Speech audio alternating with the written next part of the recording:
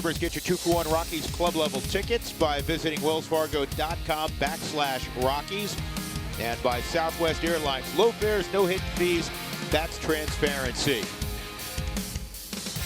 Afternoon affair on getaway day. The Rockies and Padres, and Ryan Spilborghs has brought the sun out finally in San Diego. Yeah, it's nice out today. It's a beautiful day. Second time through the rotation for the Rockies starters. Last night, John Gray took a step forward, improving upon his last start. Rockies are hoping Tyler Anderson will do the same. In 2 1/3 innings against the Diamondbacks last week, it took him 71 pitches to get through 2 1/3. 4 walks, the 7 earned runs, only 3 strikeouts.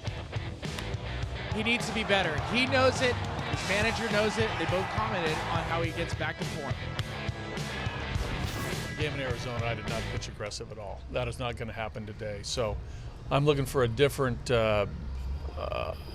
energy, a different pace, and I think we're going to see better stuff. Last start, I wasn't in the strike zone very much, which is not really part of my game. For me, I'm somebody that needs to be in the strike zone and attack and not give up free bases, and I always preach that. So that's the goal for going into tomorrow is attack. No more free bases. Bud Black mentioned today in the press conference that pitching can be contagious just like hitting. He's hoping that Tyler Anderson watched John Gray last night, how efficient he was, how aggressive he was in the strike zone, and the pace of play. Really important for Tyler Anderson to come after the Padres today. Guys?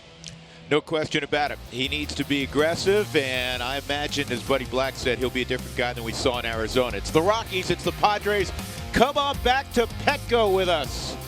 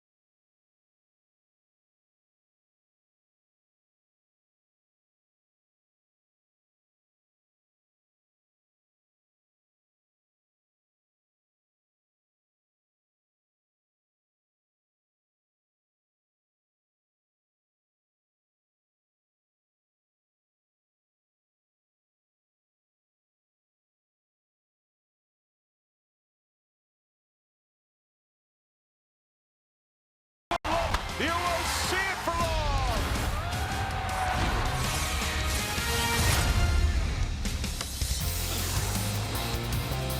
Ah, that's beautiful. Look at San Diego lit up with the afternoon sunshine. Coronado Bridge, and that'll take you right next to the ballpark here in downtown San Diego. It is gorgeous, and it has warmed up quite a bit. Philly's happy about that.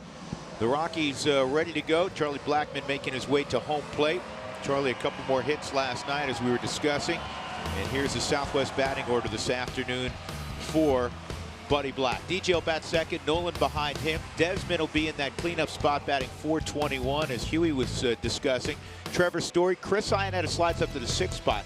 Gerardo Parra will bat 7th. Pat Valaika in there again against the lefty. at first base. Cargo, as you can see, is getting at least the first part of the afternoon off.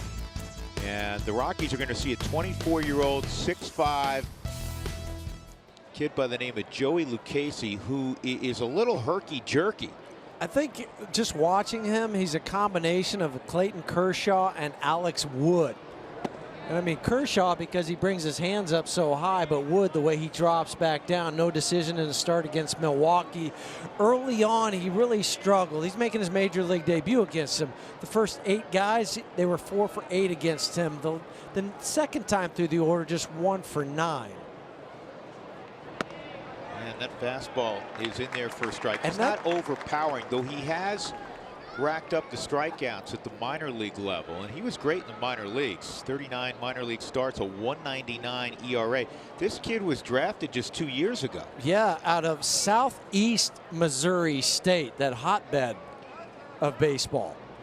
He's the highest draft pick ever out of Southeast Missouri State.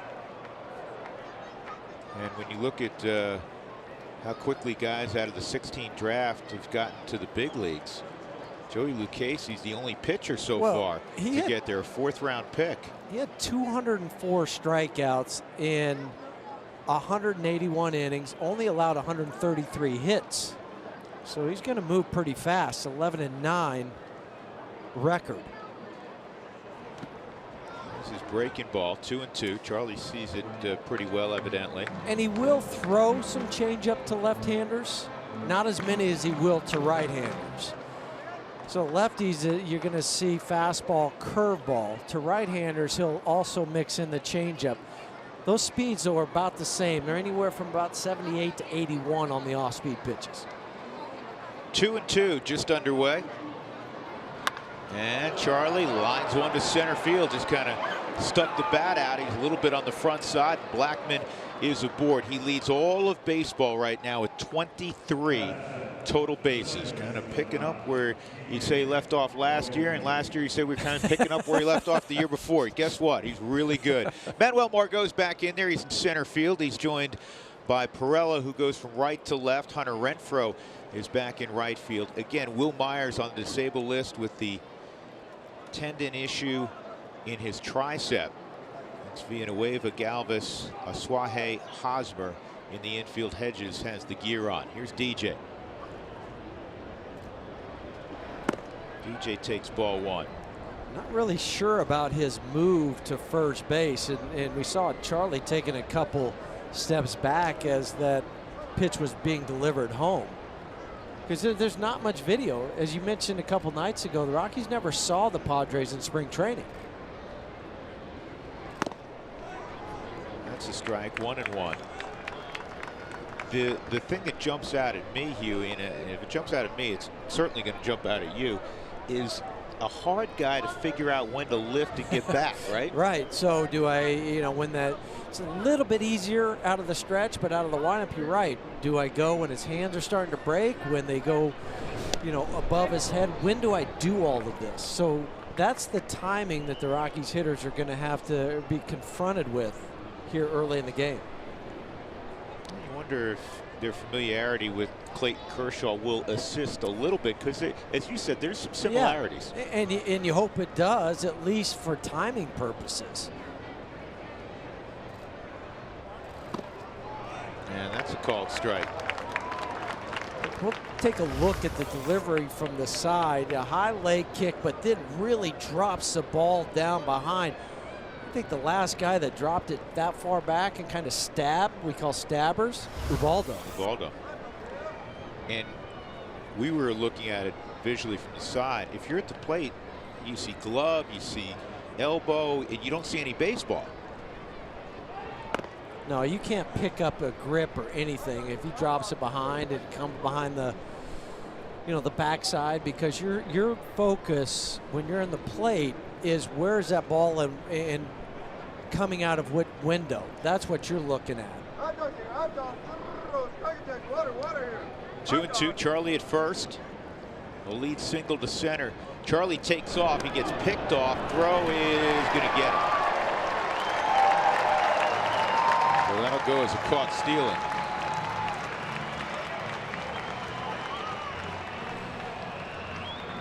They gambled and lost. And Charlie just went first movement. He takes off, and then Hosmer, being left-handed, has a clear lane to throw to Freddie Galvis, an easy tag.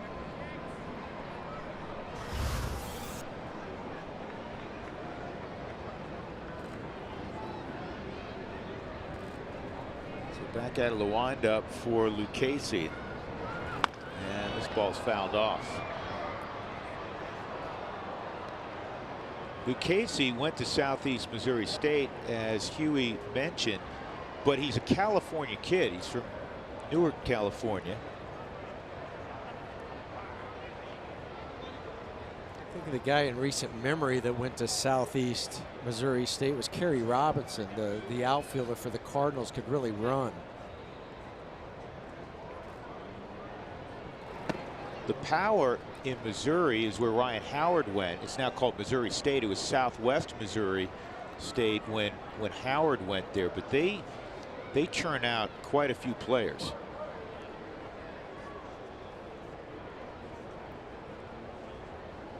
Casey, that's the Ohio Valley Conference. Southwest, that's over in Frazier's hometown, right? Springfield. Yes.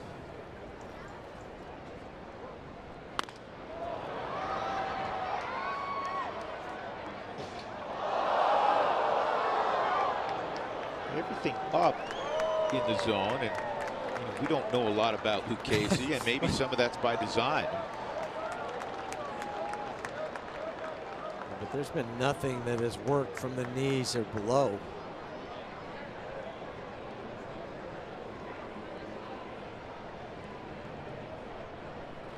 That's inside. That's a great at bat.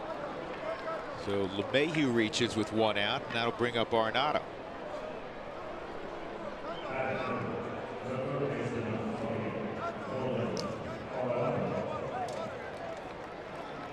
Only got the party started last night with the double to drive in Charlie. Yeah, his last couple of at-bats with runners in scoring position, amazingly, he's driven in runs. I think he's kind of done his whole career. Funny how that works, right? Yeah.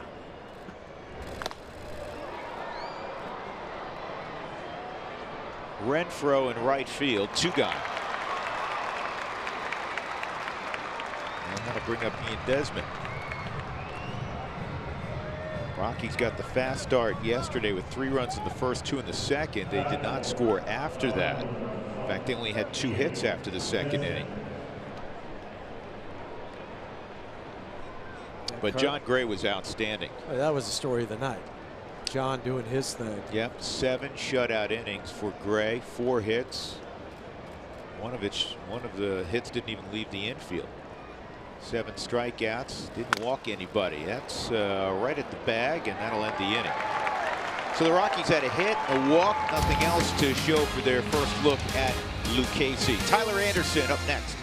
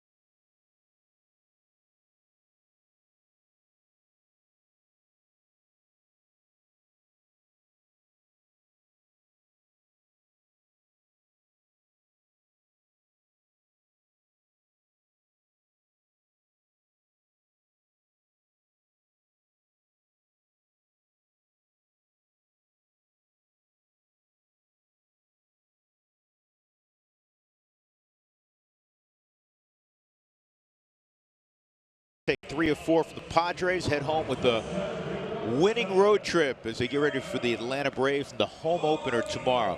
So Tyler Anderson, you just want to delete everything you see on that screen. I'm sure Tyler does. He was not himself in his first outing, and not just the stuff, not just the results. It was the fact that his tempo was really slow. Tyler usually works pretty rapidly. Yeah, the whole thing for Tyler was just one of those bad days. And it's not his fastball changeup, his cut fastball, anything like that. That's what he had. So now it's time for the win, which is brought to you by Pizza Ranch. And it's all about Tyler Anderson and attacking the zone. As you mentioned, and we heard from him, that's what he needs to be able to do, is attack it, because he had 4 walks, 3 strikeouts against Arizona, and that's not like him. He's quickly ahead 0-2, so that's a good sign. You know, if you hadn't seen Tyler Anderson before, we're used to seeing Tyler, both of these guys are a little unconventional in their deliveries. They do, and that's to disrupt the timing of the hitter, the left-handers. But for Tyler, like John last night, it's first pitch strike. I like that. Yeah. 1, 2, 3. See you later, Manuel Margot. Well, he stole a page out of the Chris Russin handbook of pitching. Quick pitched him, and then threw a fastball in a perfectly located spot to get Margot, who is now 0 for his last 14. 1 out. Jose Perella coming up.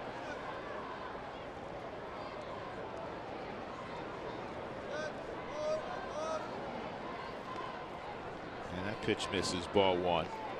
Well, you can already see the tempo. He grabbed the baseball right back on the hill again. He's ready to go. Trying to pitch within 12 to 15 seconds. And he goes soft, and he gets it in the strike zone, 1-1. A little bit more on John Gray last night. 7 shutout innings. He bounced back after a poor opening day at Chase Field. Do you know last year, Huey, there was only 2 occasions on the road, it's fouled off, where a Rockies pitcher threw 7 shutout innings in a game, and it was the same guy. Tyler Chatwood. It was Tyler Chatwood, Mr. Road Warrior. I mean, 2 years ago he had the lowest road ERA in baseball. Last year was very good again. Chatwood signed in the offseason with the Cubs. On the ground, the DJ is going to come and get the easy hop. 2 outs. Here's the Padres Southwest batting order. Eric Hosmer coming up. And then behind Hosmer will be Hunter Renfroe, Christian Villanueva, who hit the 3 home runs 2 nights ago. Freddie Galvis, Carlos Asuaje, Austin Hedges, and Joey Lucchesi.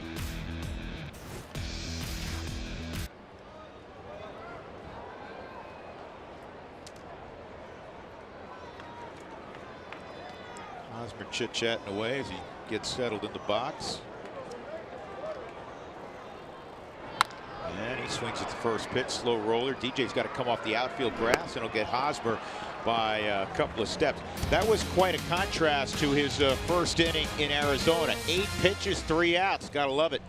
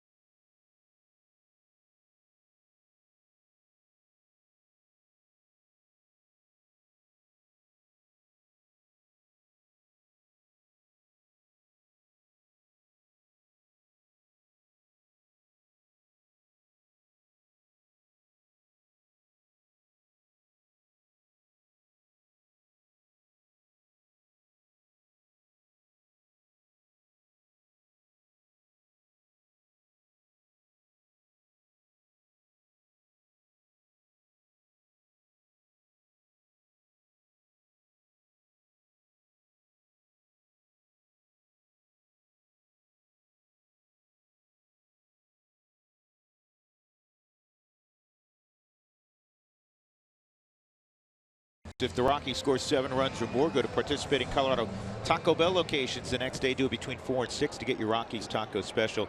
Liv Moss at Taco Bell. So Story will get his first look at Lucchesi.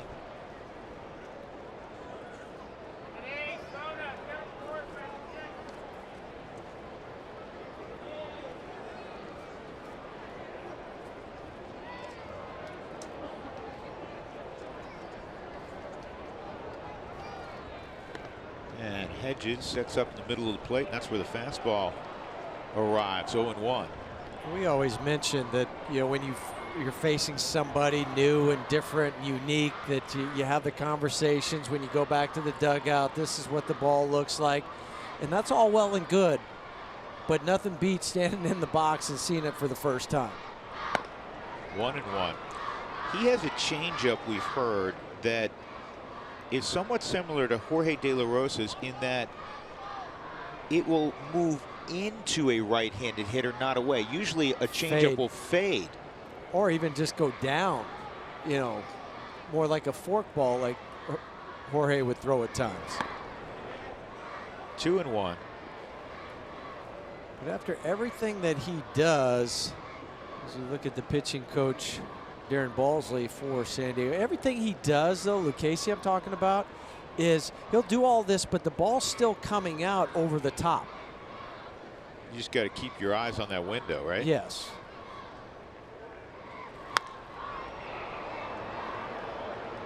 Two balls, 2 strikes. We just showed you Darren Balsley. Darren has been the pitching coach for San Diego since the 1800s. No, he's been there. He's been the pitching coach for 16 years. That's remarkable. Just said he would last in one spot. Bochy's days, obviously, he was with Buddy. The next, I mean, I'd have to think of Larry Rothschild in New York for the Yankees, who's been with them for, you know, well over a decade. 3-2. Trying to think of some of the other guys. Well, the other guy you normally think of immediately, they made a change in San Francisco. Yeah. Oh, Rick Honeycutt with the Dodgers has been there forever. Yeah, is Dave Rigetti's still with the club, though, yeah, right? But he's not the pitching coach anymore. Right.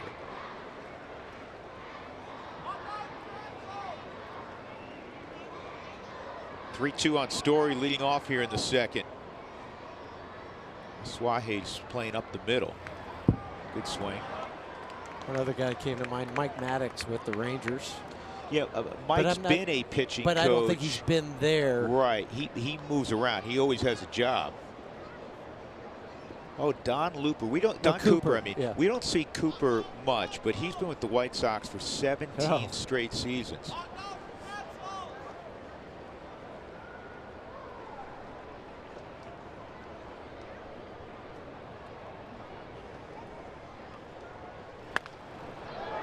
Good at bat going for Story. We have said that a lot lately. Trevor does not have a lot to show for these high quality at bats the last 3-4 ball games, but trust me, they've been there.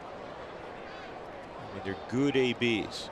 Yeah, and that's what you take solace in as a hitter, especially early in the season. For Trevor, he's got 23 at bats right now. That's it.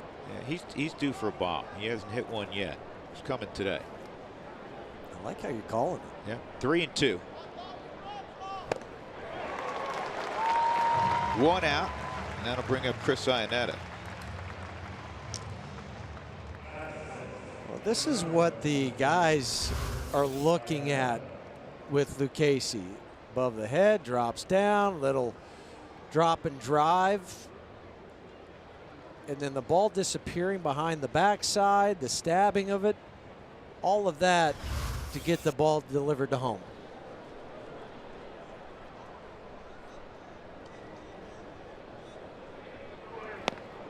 And a strike on Iannetta.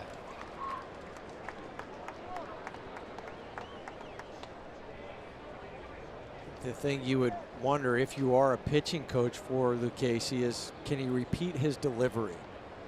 And every indication, all the scouts that I talked to says he has been able to do that down in the minor leagues.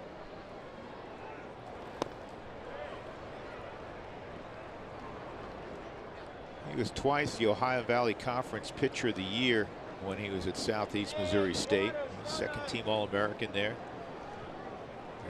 And he rose quickly through the minor leagues. This was earned. Yes, it was.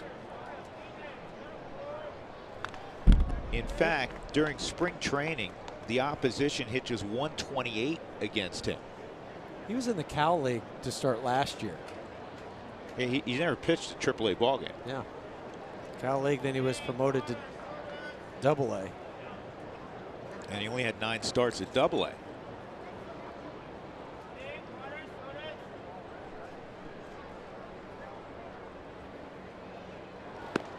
Two and two.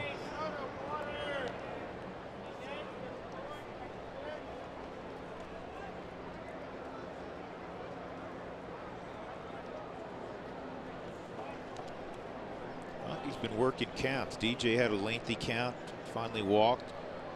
Charlie worked the count, poked a single to center. Story struck out, but he saw a bunch of pitches. Now Iannetta doing his thing. He always seems to see a bunch of pitches.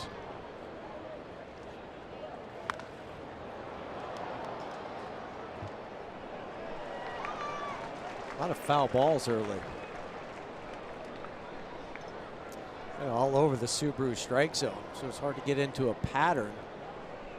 We saw the pattern to DJ where everything was up.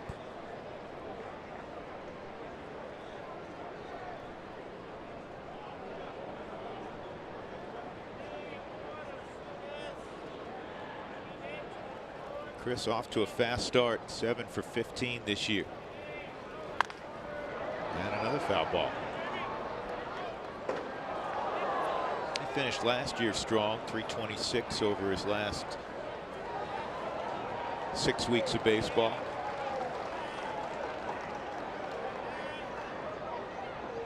Back where it all began in the Rockies organization. Back home. Yep.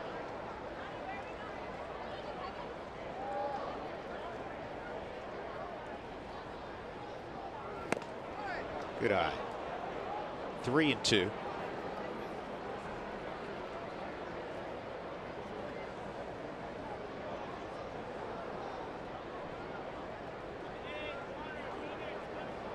He hasn't shown the ability to throw a curveball or a changeup for a strike. And here comes a changeup.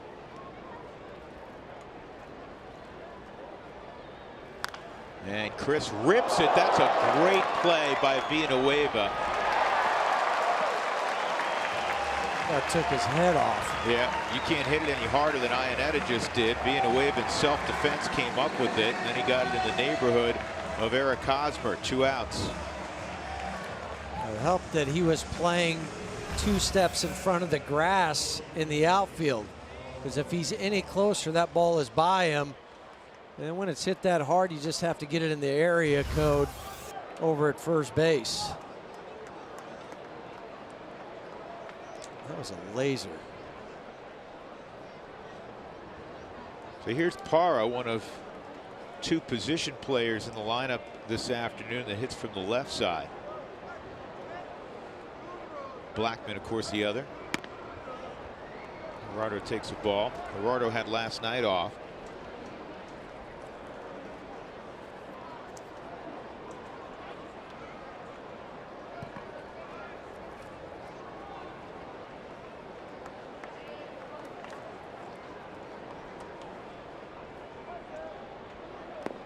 Two and 0.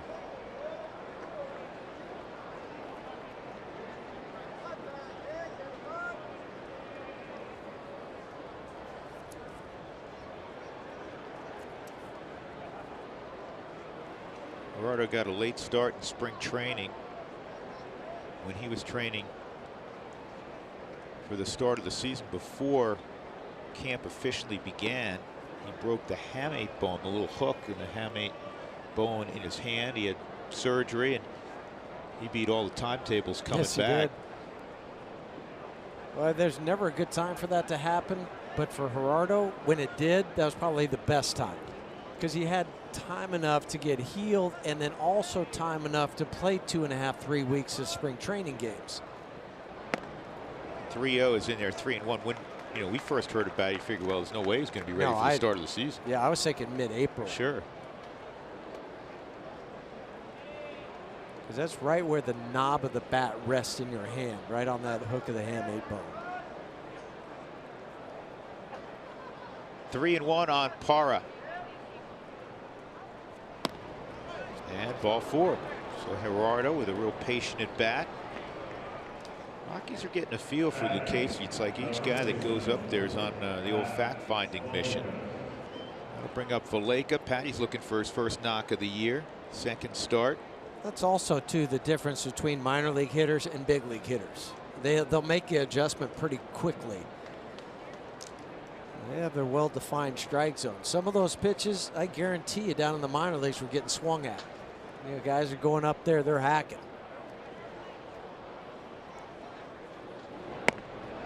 Valleca takes a strike. It's interesting that you bring up the difference between minor league baseball and even AAA, which is the highest level of minor league baseball. In a conversation with Mark McGuire yesterday, we were talking about something, and AAA came up in the big leagues, and Max said something that you know to be true, Huey, and you hear this quite a bit around the game of baseball at this level, that folks don't realize how big a jump it is from AAA to the big leagues. And the AAA guys are really close, good. Yeah, they're really good. good. It's still an enormous jump. You get the best of the best up here. AAA, a pitcher might have 2 or 3 guys he has to worry about and navigate through a lineup. Maybe even 4 guys if you have a really good team. But you don't have 8 guys you have to navigate around. Same thing as a hitter when you go there.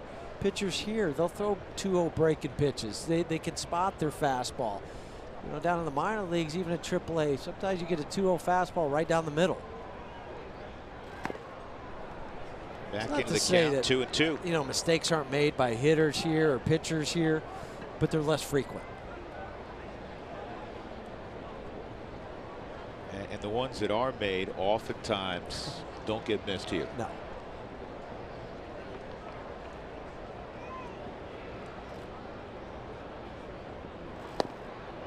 Three and 2. Another deep count.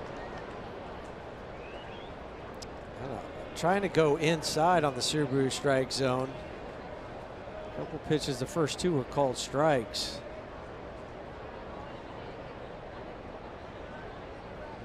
Anderson's on deck. You'd love to clear him here in the second if you could.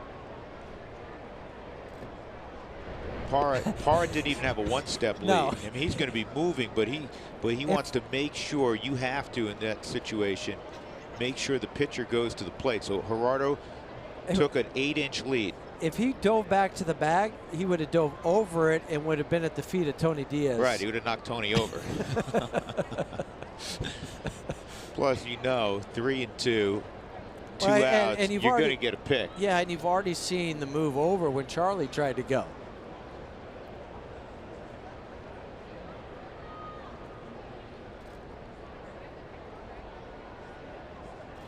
And another walk. And I don't care what happens after this. The fact that Tyler Anderson's now at the plate here when there was 2 outs and you had the 7th place hitter coming up, this is a victory in this inning offensively for the Rockies to flip the lineup. Definitely, because you had the 2 outs and then you had Gerardo left on left. 3 walks now for Lucchesi. And both times, at least with Pat, and I believe DJ too, he was ahead in the count. 1-2, 0-2. Yeah, he was 0-2 on Valleca. Yeah, and I think he was 1-2 maybe on DJ.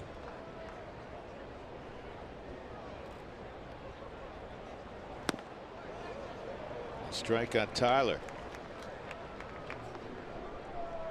That was a 43rd pitch. And to break it down, 23 strikes, 20 balls. You really want to make him feel bad. Have the opposition pitcher throw out a hit. Drive in Parra. Outfield shortened up naturally.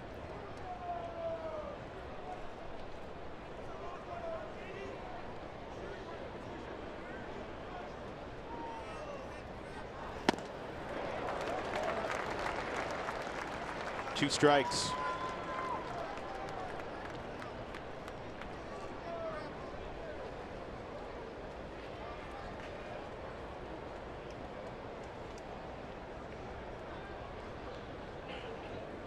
Anderson 2 years ago hit a jack. Remember that? Yes. Not going to happen this time. So Lucchese works out of it, but he walks 2. And the Rockies do get the pitcher cleared in the 2nd inning. No score, middle of 2.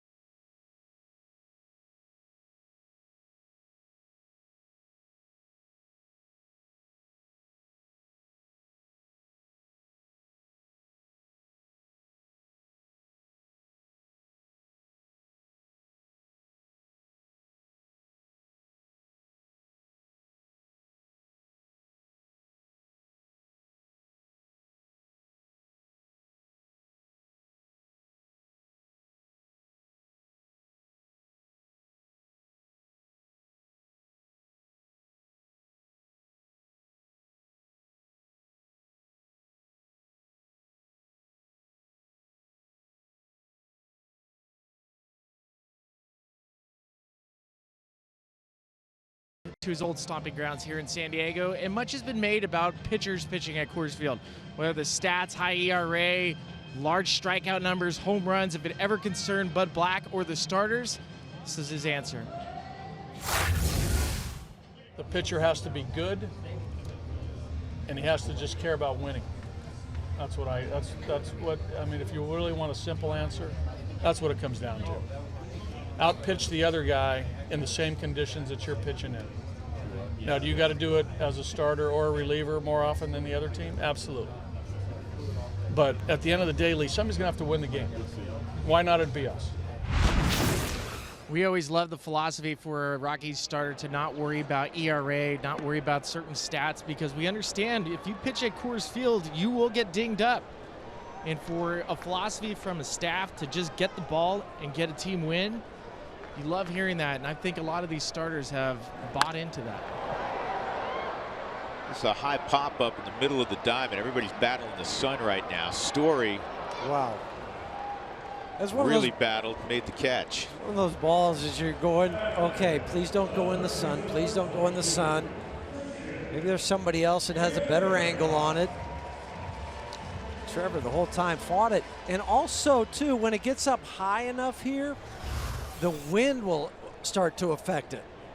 So Trevor's calling for it, then has to reach up, and always a sigh of relief when it goes in your glove and you're going, okay, I got it. That touches the outside corner on Christian Villanueva. So I asked him yesterday if he'd ever hit 3 home runs in a game anywhere or anything approaching that. He said, yep. He goes, actually, back in Little League, he had a 3-homer game back in Guadalajara. Yeah, he's from Guadalajara.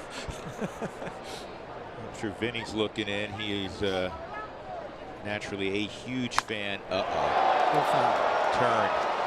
Turn foul. Listen, right now, the way this guy's locked in, don't throw anything middle in and down. He likes the ball down. Down. You got to go upstairs, climb the ladder, as we say, but also go outside. Make him reach for it.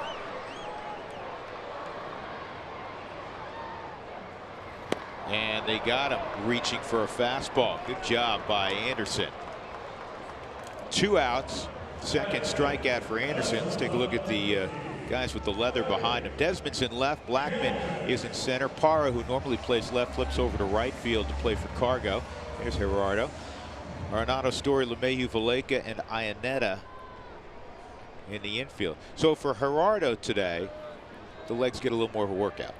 Got to run just a little further. Freddie Galvis, ball 1.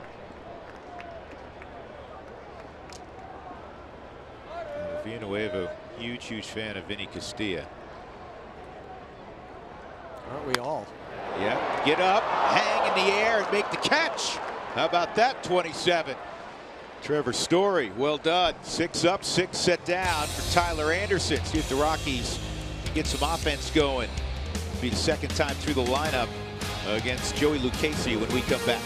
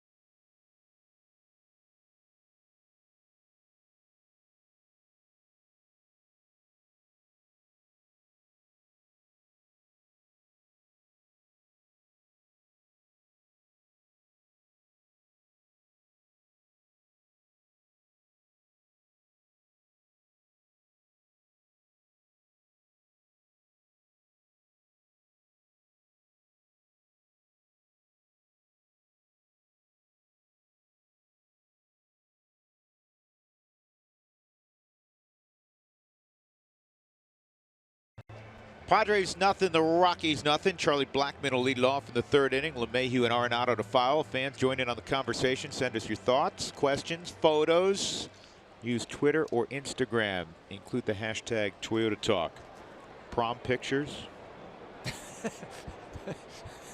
Shots of Spilly riding a bike in the Gaslamp quarter. Charlie had a base hit to center, leading off the ball game. And Charlie 9 for his last 21.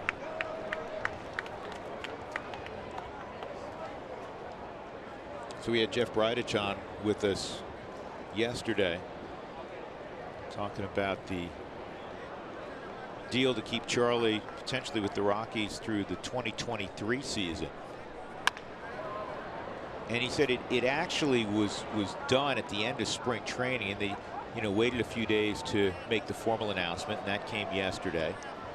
There's Jeff along with his dad, Rick. And so if there were going to be any nerves with Charlie, hey, at some point here in the next several days they're going to announce this new deal. The heck with that. He went out and hit 4 home runs the first 4 games. Important home runs too. Big home runs. It's lined over Stu Cole's head. Well, as we said yesterday, it couldn't happen to a nicer guy, a harder worker, a guy that's very humble about it. But then he backs it up with numbers like, look at this, all time as a leadoff hitter, 879. With his OPS. And I'm guessing, Hanley has had a really nice career, but Hanley's hit all over the lineup. I think Charlie has more at bats in the leadoff spot than Hanley Ramirez. That is foul. I thought Buddy had an outstanding comment on, and several of them, on Charlie and his new deal. And he said, you look back, and when Charlie came up, he profiled more as a 4th outfielder. Guys get better at the big leagues, but to make the quantum leap that Charlie has made in his career to become truly one of the elite players in the game. One of the very, very, very best players in the game. Hard to do. You don't see that. No, you don't.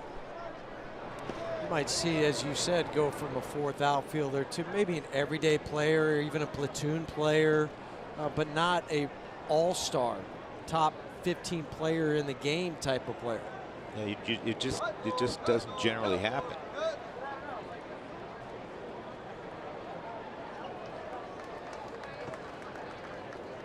One and two. 2-2.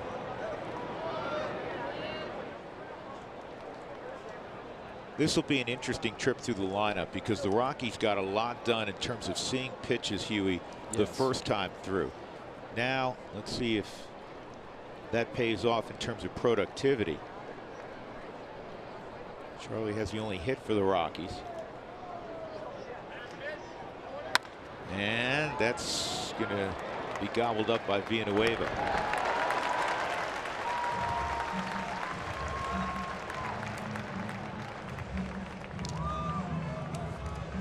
Padres as a staff have done a good job in inducing ground balls. Coming into the ball game, they had induced 88 ground balls, which was the second most to the Oakland A's. The A's had induced 89 ground balls in the opening week of the season. Last year, Darren Balsley's pitching staff was among the league leaders, and much of that has to do with Clayton Richard, or a good portion of that has to do with Clayton Richard. Yeah, he's #1 in the National League with ground ball percentage. And the Rockies are generally very high on that list also.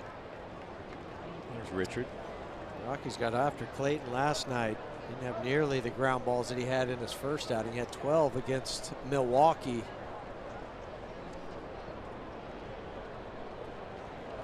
Want to know on DJ, who earned a walk his first time. That's a strike. You were talking about the number of pitches that the Rockies have seen and making Lucchesi work. It's averaged out to 5.2 pitches per at bat the first time through the lineup. That's a lot. That's a ton. Yeah.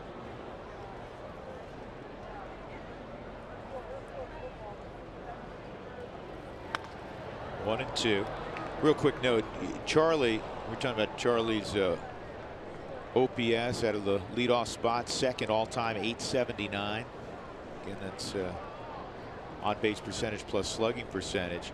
Hanley Ramirez #1, but Charlie has almost 1,000 more at bats in the leadoff spot than Hanley Ramirez.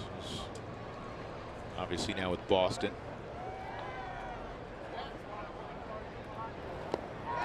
Yeah, he went. Mike Estabrook did not solicit any help. He called it himself. 2 outs. That is the 3rd strikeout for Lucchesi. All fans through the gates on opening day. Tomorrow, can't wait. We'll receive a Go Rockies purple rally towel courtesy of Aero Electronics. There's opening day and then the home opener. I can't wait to see all the purple tomorrow back at Coors Field. I'm with you. It's going to be a whole lot of fun. Purple here. We've seen it throughout the last few days. Wandering around San Diego. Still some folks on spring break. They made their trek from Arizona, then over here. Nolan pops it up. Lucchesi can't see it. I don't know how many guys in the infield can see it. I guess Hosmer could. There's Suaje looked like he was having trouble seeing the baseball. 1-2-3, 3rd inning for Joey Lucchesi. No score.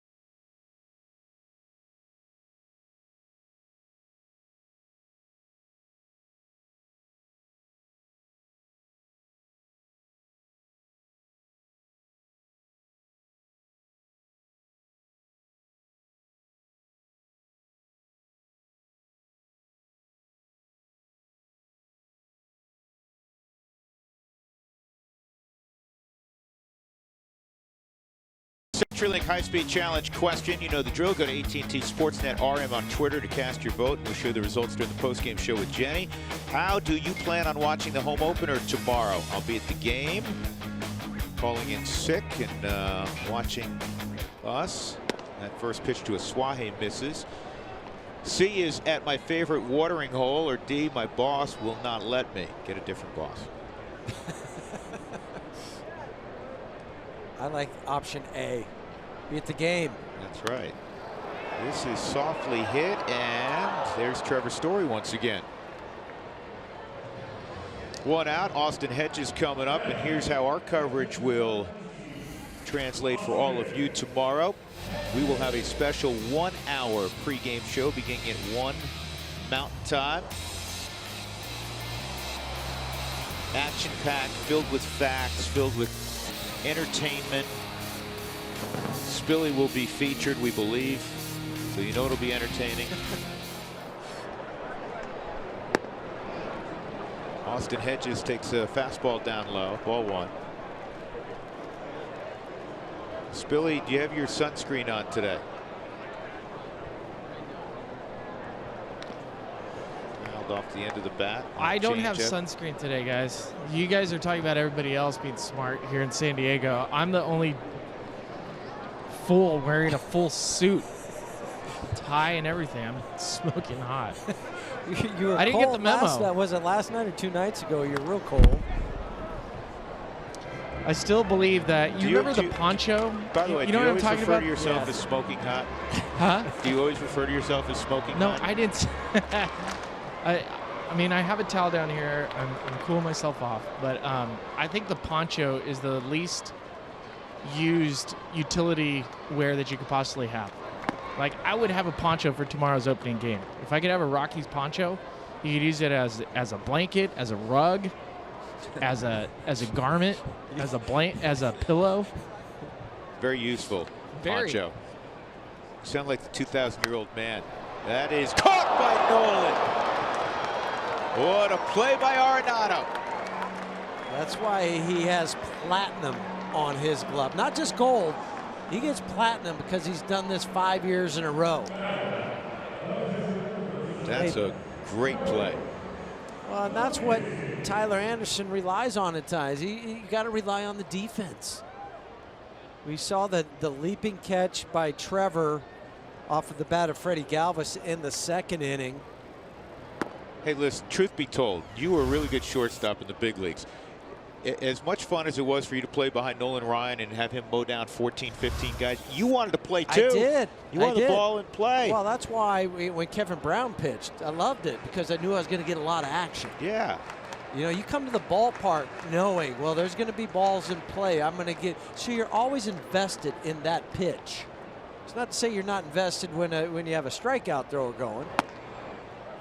That just missed. I have to reference back very quickly to Spilly. So Spilly said, you know, the poncho, and it's got all these different uses. And do you remember Mel Brooks is the 2000? That's why the 2,000-year-old man. Yes. He said the greatest invention was Saran wrap. The poncho probably came in number 2. Yeah. It's the most underrated garment in the history of garments. You know what you've just done, Spilly. Somebody's going to bring you one tomorrow. That's fine. I'll wear it. Remember when Frazier asked for hats one year? Oh my goodness. 3-1. We're still digging out from all the hats. That's a thank you very much. That pitch would have been close, but you figured 3-1 Lucchesi would have been taking. Yeah, but it was a strike either way on the Subaru strike zone. But you're right. Just thought he might just watch it.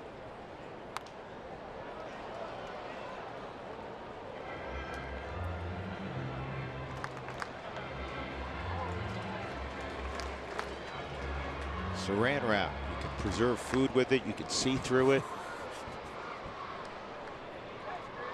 You can use it to preserve your hairdo. Well, 3 innings for Tyler Anderson.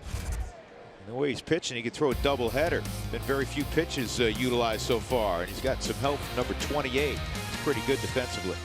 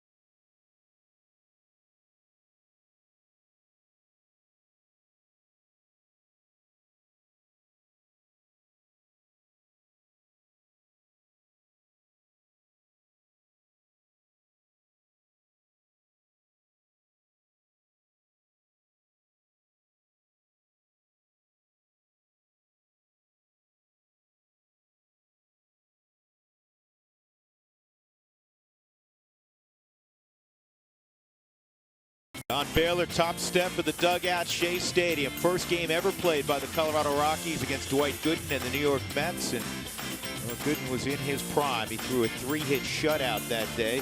Big Cat got a base hit. Rockies, of course, would return home, and Eric Young did something special. I remember that day when they did return home. Home run? Home run. Kent Bottenfield. Oh, Bot. Did you play with him? I played with him in Montreal, yes. Right-handed Kent Bottenfield. Joey Lucchese finishing his warm-up pitches, a little tardy to the mound since he was the final hitter of the bottom of the third inning. How about Tyler Anderson? 8 pitches, Huey, in the first inning, 8 pitches in the second inning, and then he just blew up in the third. He threw 12. Yeah, 3 ground ball outs, 2 strikeouts, couple soft fly balls, and then 2 line drives that have been caught. But that's quite the contrast when you're thinking about 28 pitches through 3 innings, when it took him 36 pitches to get through the first in a start against Arizona. Well, he's putting that first start behind him, just like John Gray did yesterday. Let's see if the Rockies can get him some runs. Ian Desmond hit a ground ball to second his first time up.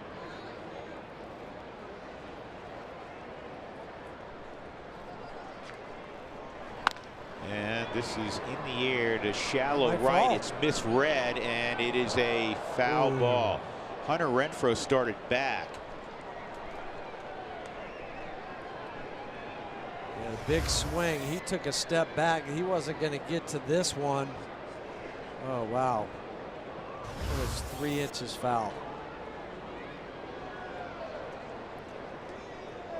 That would have been a double. So Desmond has 9 home runs in a Rockies uniform. 5 have come here at Petco Park.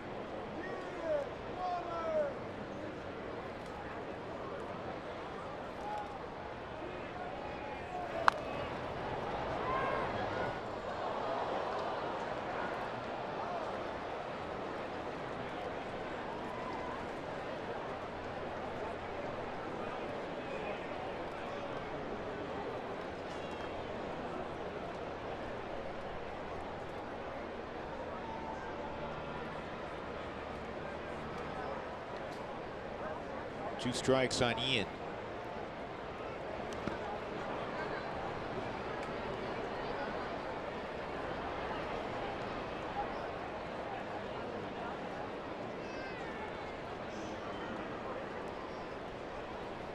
Padres don't play anybody straight up, it seems like. Desmond, they have Margot shifted toward right center. Infield's got a straight up alignment. And Lucchese, another strikeout. That's his 4th. Fans, you want to come celebrate moms, veterans, and America at the ballpark with the new holiday suite special. Mother's Day, Memorial Day, July 2nd, and Labor Day. All suites are only $100 per ticket, and that includes food and beverage. Call 303 Rockies today for your holiday suite special.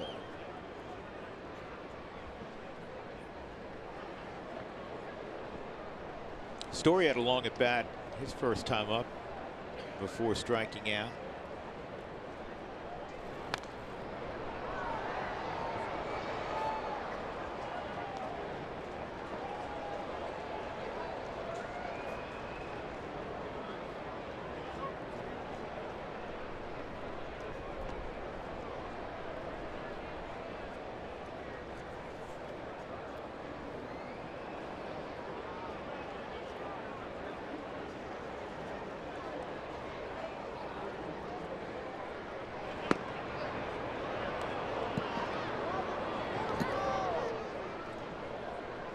Curveball just missed. 1 ball, 1 strike.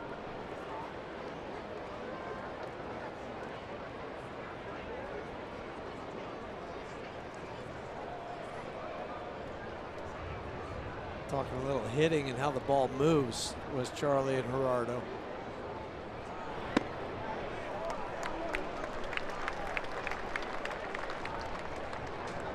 1-2.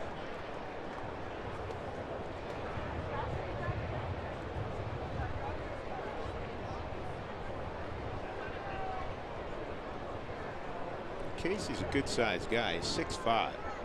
About 230.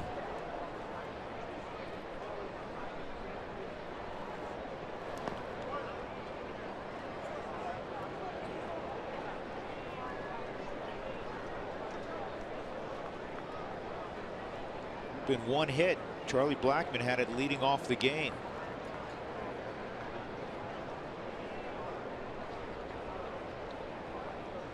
They have made it work. I mean, even with one hit, they have 3 walks. Well, he's going to end up with more than 70 pitches after 4.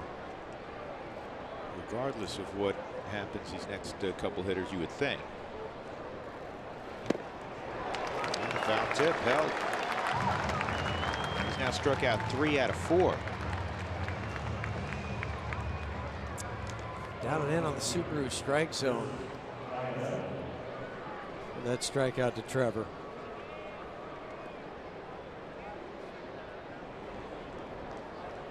He's a little funky.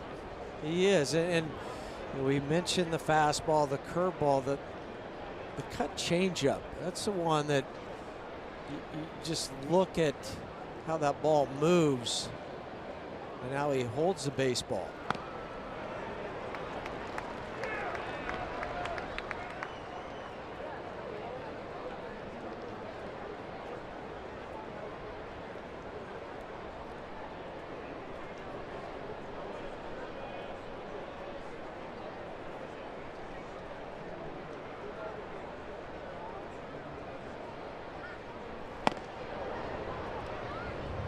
One on Ionetta. Next pitch, here it comes, Drew. Pitch number 70. That's why I was confident in saying what I did a moment ago, because I knew Ionetta was still coming up.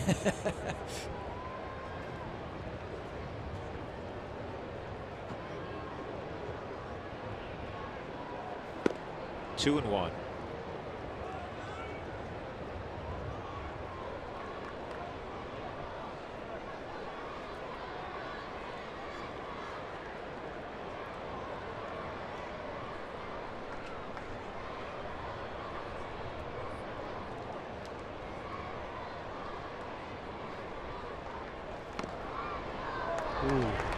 Borderline pitch, called to strike. 2 balls, 2 strikes. In fact, it was off the Subaru strike zone. Just watch Hedges, how he pulls it back. There's only a couple inches that he moved the glove to entice that call, and he got it.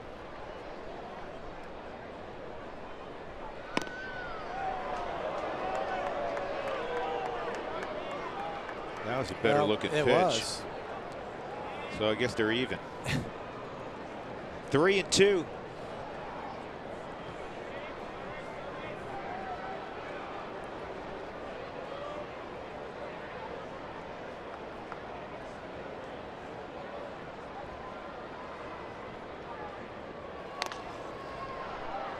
Freddie Galvis has it. And another 1-2-3 inning for Lucchesi. He's retired 7 in a row. To the bottom of the 4th we go. In San Diego, no score.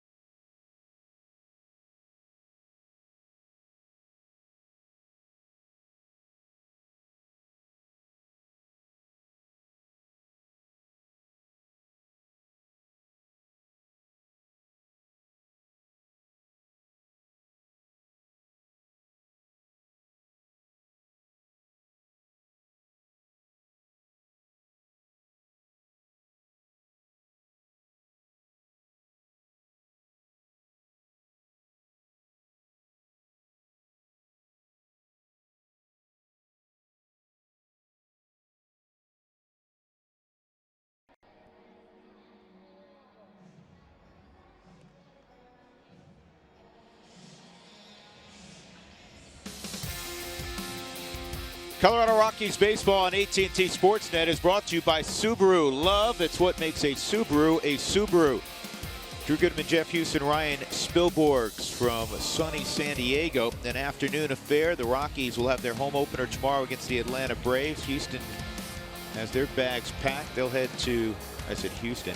San Diego has their bags packed because they will be heading to Houston to take on the world champs.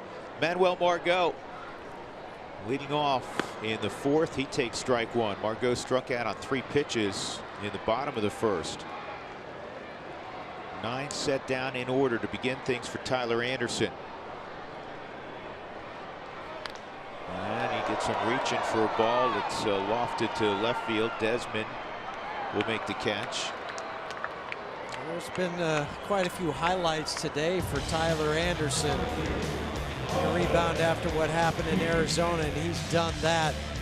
That is now 10 in a row. He's retired, got some ground balls, outs, some strikeouts, got some help on defense, both by Trevor and Nolan. More importantly, he's setting the tone. He's setting the pace today. He's being aggressive with all of his pitches.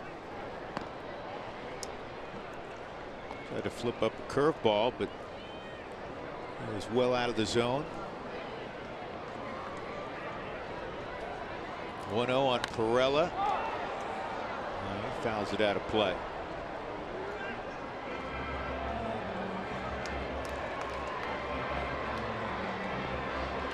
Rockies will see the Padres quite a bit in the month of April.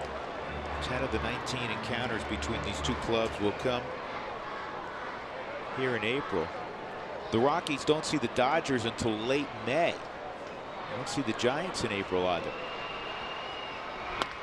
And that's a DJ.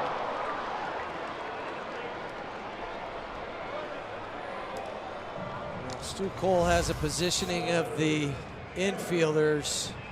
He's been spot on today. DJ in the right spot. Trevor was in the right spot. Rockies will shift with Eric Hosmer coming up. Ron Gideon positions the outfielders.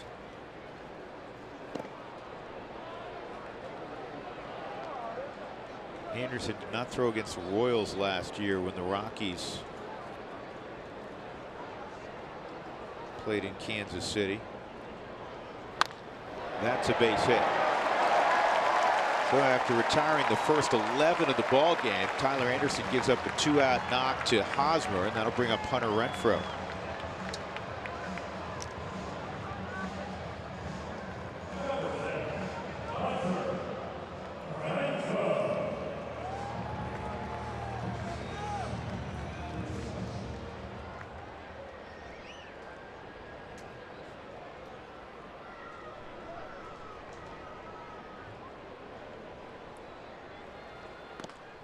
And strike one on Renfroe. He popped to short, leading off the second inning.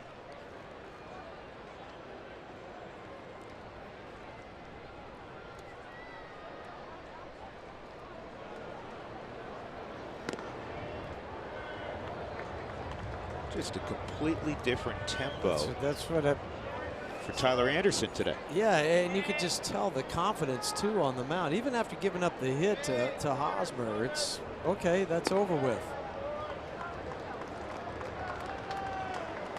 Hunter Renfroe last year hit 26 home runs, which is a new rookie record for the Padres. Most home runs in a freshman campaign. Hosmer gets a big jump and the pitch is fouled off. I remember watching Nate Colbert growing up. First baseman, outfielder, slugger. He hit 24 in his first season in '69. Jed Jerko in 2013 hit 23. Then he got a big contract. Ryan Schimpf can hit the long ball. The problem is Ryan has some long dry spells. He's no longer with the Padres. No, he's with Atlanta now. He's down in the minor leagues. This ball's on the barrel, but he got under it. Way off the bat, he thought he hit it out. He got it on the barrel, but fortunately, it ends up in the glove of Charlie Blackmon. We'll go to the fifth, still scoreless.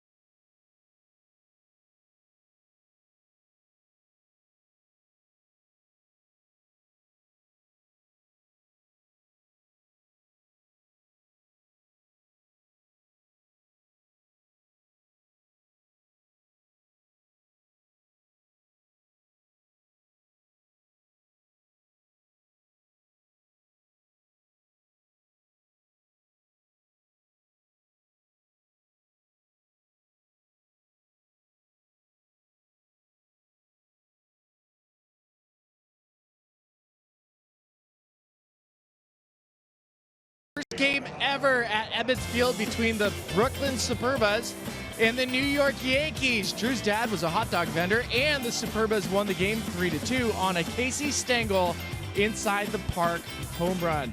The first home run ever hit at Ebbets Field. We're going to do a little spilled history, 2 truths and a lie in the story I just told. What is true and what is false? You know what? I'm going to help some people out. If my dad's looking in this afternoon, he's going to be a little ticked off at you, Spilly, on 2 counts. 1, he wasn't born yet. And 2, he was a lifelong New York Giant fan, not a Brooklyn Dodger fan. So we know which one's the lie then. That is the lie. The lie is Drew's dad was a hot dog vendor. I thought you guys might have gone after me with the Brooklyn Dodgers being called the Superbas. No, I did know that one. I didn't know about Casey hitting the inside the Parker, though. I like that game you just played, though, Spilly. Oh, I'm going to do that every time I'm a sideline reporter from here on out. Okay. I'm going to do 2 truths and a lie. A little baseball history. That's a fun one. Some suggestions have been 2 Drews and a lie, and I haven't been able to figure that one out yet. That's not necessary. 1-1 on Para. 1 and 2. And what we're going to do occasionally are 2 truths and a lie on Spilly. Well, you know I always mess up at least one fact, so that's the game. There's always a game within a game. My dad did work the press gate in 1951 at the Polo Grounds. You weren't far off. 1 and 2. Didn't he have to walk past Yankee Stadium? He walked to get to the Polo Grounds. Yeah, because he lived at 164th in the Grand Concourse in the Bronx. Walked right past Yankee Stadium. It's passed down. It's tradition. His grandfather hated the Yankees, so he had to. He had to hate the Yankees. Now, you guys remember the story. Nick Parson, one of the Rockies' PR directors, family is one of the inventors of the hot dog. You remember that story? I didn't know that. I didn't know that about Nick. Nick grew up in Maine. 2-2. And Para strikes out. And that is a true story. Now, I want to say originally it was like a Wiener Schnitzel, and it didn't have a great sound, and so there was a cartoon artist that was showing this sandwich that was being made, or a hot dog, whatever you want to consider it. I consider it a sandwich. Pause for 1 second. Is this 2 truths and a lie also? No, this is a true story, and he couldn't remember what type of dog it was, so he just wrote down with the sandwich it was a hot dog, and that's how the name came to be. Okay, Nick, I know we'll see you tomorrow. I want the full scoop. Nick can back in Denver working hard on the notes and prepping for tomorrow's home opener, along with Corey Little. Valleca lays down a bunt, and it's thrown away. And Pat can end up at second base. See if they give him a hit. No, he's calling him out. He's calling him out because he said he's out of the baseline, out of the 45-foot line. It's the home plate umpire's call, and that's what Mike Estabrook just called. But he's going to come out. It's not reviewable. Okay, so he's inside now. Once he hits that other line, he's got to be. That's the right call. Yeah, that is the right call. So what I said, the other line, at that 45-foot line, that's where you have to at least be on the line or outside of the line. I know it stinks. I know Pat's disappointed, but the whole way he stayed inside. That's why they have that line there. And it'll go down as a 1-3 put out. See, Pat's on the grass. And you can also see Mike Estabrook at home. He is positioned to look at this, and we'll see on the Subaru Supermo where Pat's last stride is. It's still inside. And part of that is a safety issue, too, for the first baseman. Yeah, Hosmer's trying to catch the ball but preserve his arm. So 2 outs, nobody on. Tyler Anderson.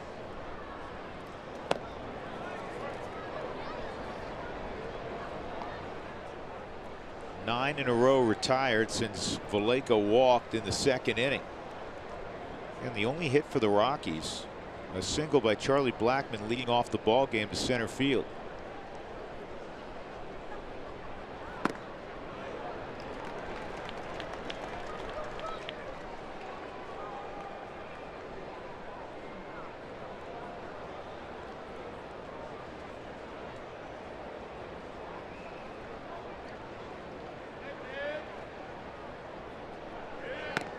That's a strike.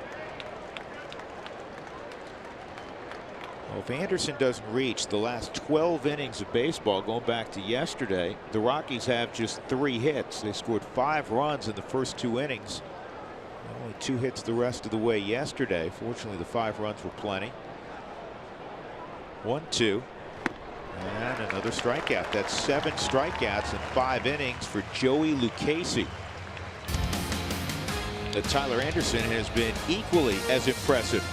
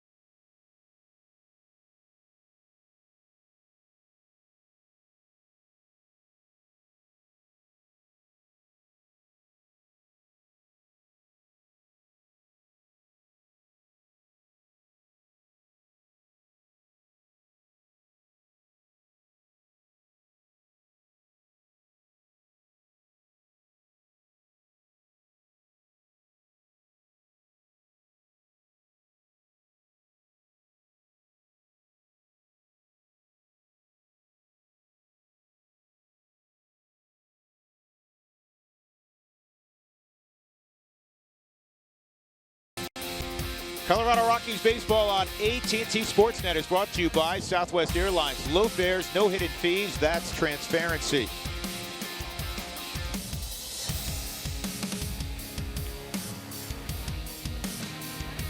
How are you at water skiing, Huey? Okay. Not bad. I can't do slalom. I have to use I've never 2. done slalom. I have to use. It's been a 2 long skis. time since I've water skied. A few times on Chatfield Lake last couple of years. I've never gone on Chatfield. Went on Sloan Lake.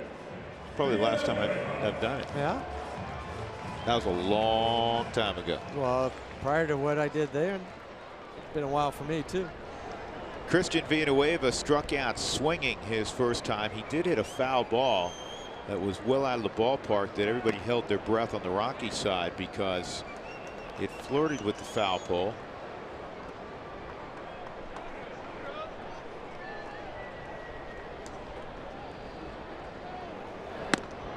And that's in there, 1-1.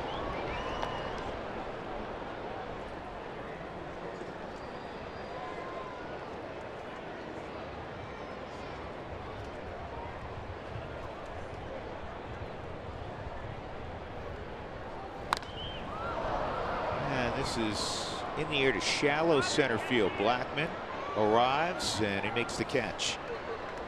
Nice job of communicating between DJ and Charlie. Seeing a lot of mishit balls off the bat against Tyler Anderson. Lucchesi's getting his outs more frequently with the strikeout, but both have been very effective. And Rockies baseball is always live with the MLB At Bat mobile app. Stay connected all season long with broadcast video highlights, stats, news, and much, much more. Freddie Galvis lined to short. Nice leaping catch by Trevor Story. His first time up. Breaking ball misses. Ball 1. The Rockies are 219 and 200 all time against San Diego.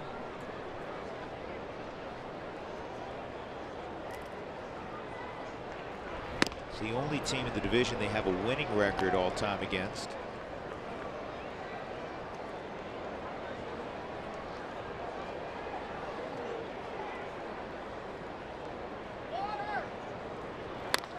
One, and this is lobbed to left center for a base hit. So the second hit now for San Diego. Hosmer had a 2-out hit in the 4th. That'll bring up a pretty tough out, Carlos Asuaje. Elvis off the end of the bat. Just going to loop that one into left field. And Asuaje will hit sometimes at the top of the order against a right-hander, but against the lefties, he'll drop down into that 7th spot. See if Tyler can get a ground ball here.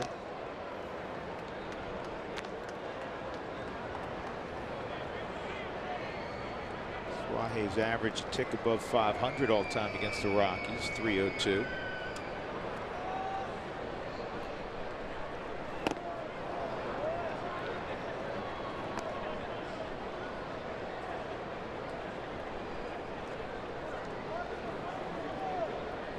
Freddie Galvis, not afraid to try to swipe a bag. 14 times he did it last year. And that's a base hit. And for the first time, 2 men on for San Diego.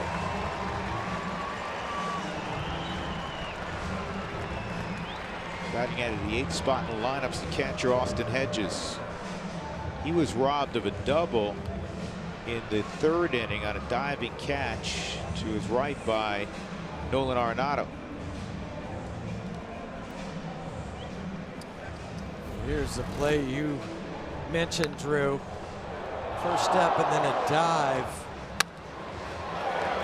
So quick, moving laterally is Nolan.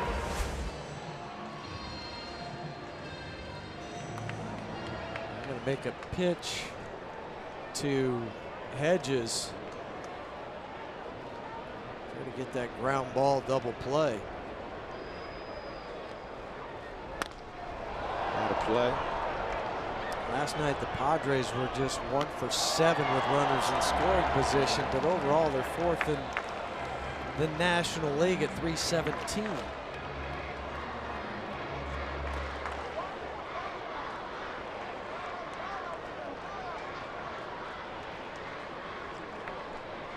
Hedges from San Juan Capistrano, California. The 2nd round pick out of high school by the Padres. Had he not signed, he was going to go to Westwood and play at UCLA.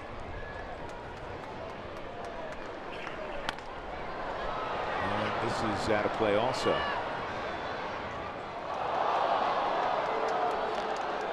Blake knows all about UCLA. Whole family does. Yes, they do. Except the lone wolf who went to that school in Santa Barbara. Ooh. Didn't Pat's sister also play softball at UCLA, if I'm not mistaken? Should have gone to UCSB. Oh, Spilly's mic's open. I thought they shut it off. I knew you'd perk up. Pretty cool. They both made brother and brother. Chris Valaika, his older brother, making it to the big leagues with the Reds. And then Patty Barrels going to UCLA, making it. It's all in the family. Pat's brother, his brother's coaching now with the Cubs. 0-2. This is the big out in the inning for Anderson, and he knows it. Not that you can go to sleep on anybody. Well, Headley's come out on deck with the pitch count. Okay. There's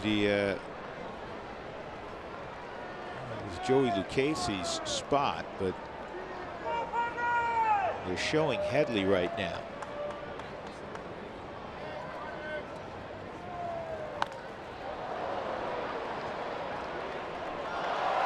Anderson's tried the quick pitch. Well, he's doing A that. couple other things trying to get the third strike on Hedges. Well, not only for Hedges, but also to keep Freddie Galvis from taking off and trying to steal third.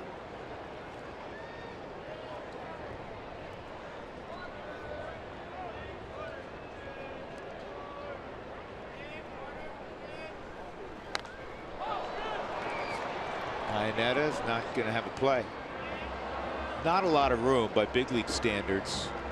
No. Behind home plate here at Petco Park. It's the trend with all the new ballparks. Get the fans as close as possible. Remember how deep Dodger Stadium used to be before they moved some of the stands in? And it wasn't just behind home plate. It was up and down the first and third base lines. So much so that it played a large role in why teams didn't score many runs at Dodger Stadium, because there were a lot of foul balls that became outs. I think Oakland might be the lone wolf with that trend just because of their stadium. Yeah, now Arizona has a golf cart now, right? Yes. You need golf carts to go from the dugout to your at bat at the Coliseum. In Oakland. I mean, it's a long way away. Yeah, it is.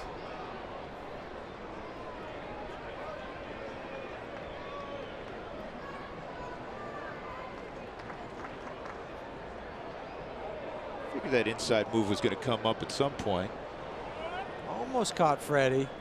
He took a step towards third.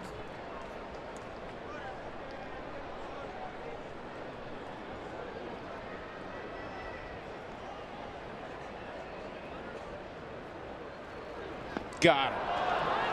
Good sequence there. That's a big strikeout. That might have been his best changeup, too, of the day. 2 outs, and Andy Green will go to the bench. It'll be Chase Headley. Here's that changeup. Boy, he buried that one. And they kept coming inside with the cutter, straight four-seamer on the fastball. Hedges fouled off a couple. And then just pulled the string.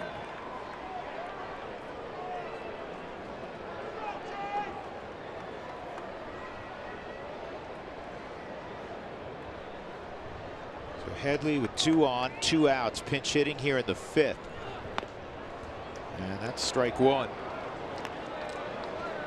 Lucchese gone, 5 innings of shutout baseball, out only 1 hit. He threw 84 pitches. He walked 3. They were early. Struck out 7. Headley pinch hit in the 8th inning last night, or excuse me, the 6th inning, and struck out last night. Well, with no off days, with the Padres going to Houston, Rockies are going to see him next week. They'll see him again in 5 days. Be the same matchup.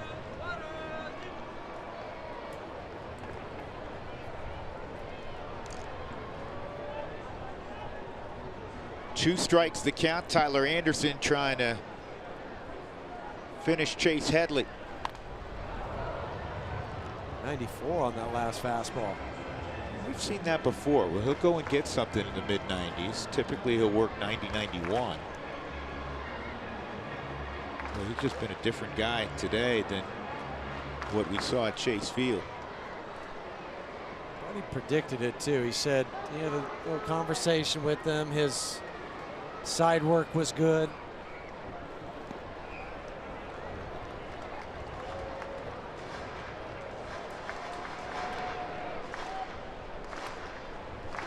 Only been 6 guys in Padre history to play more games for San Diego than Chase Headley.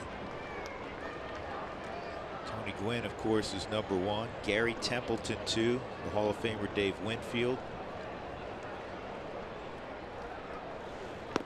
Outside. Our old friend Tim Flannery now making music, doing a little TV. He's 4th on that list. Gene Richards is 5th.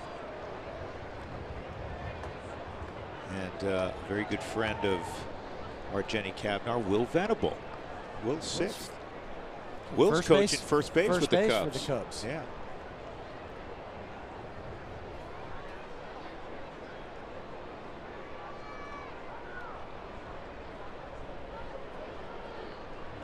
Now, everybody would have gotten Tony Gwynn. Thought about it, probably would have gotten Winfield, maybe Templeton. Yes, I would have got those three. No way I got Flannery on that list. I wouldn't have had Flannery. I knew Will played a lot of games here. I wouldn't have had him in the top 6. No, me neither. Those two guys would have definitely stumped me. I'd have thought of like Nevin or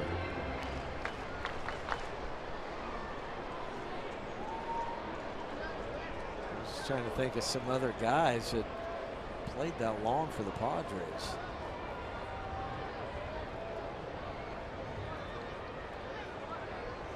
Yeah, there were pitchers who played a long time in a Padre uniform. Randy Jones. First. Hey, this is a meeting at the mound right now. And the reason I'm mentioning that is last night, I don't know how many times this has happened so far this year in baseball. Short game, 2 hours, 41 minutes. Neither team had an official visit to the mound. And I think this was a good visit. This is an important part. You got 2 strikes on the hitter. You have a runner in scoring position. You know what? I'm not going to worry about having one less mound visit. I want to make sure we're on the same wavelength. And Headley has seen a bunch of pitches. Another 2-2. See, got him, strike 3. It was a great mound visit, not a good mound visit. Becomes a great mound visit. Tyler Anderson works out of a little jam. And we remain scoreless going to the 6th. And now the Rockies will get into that Padre bullpen.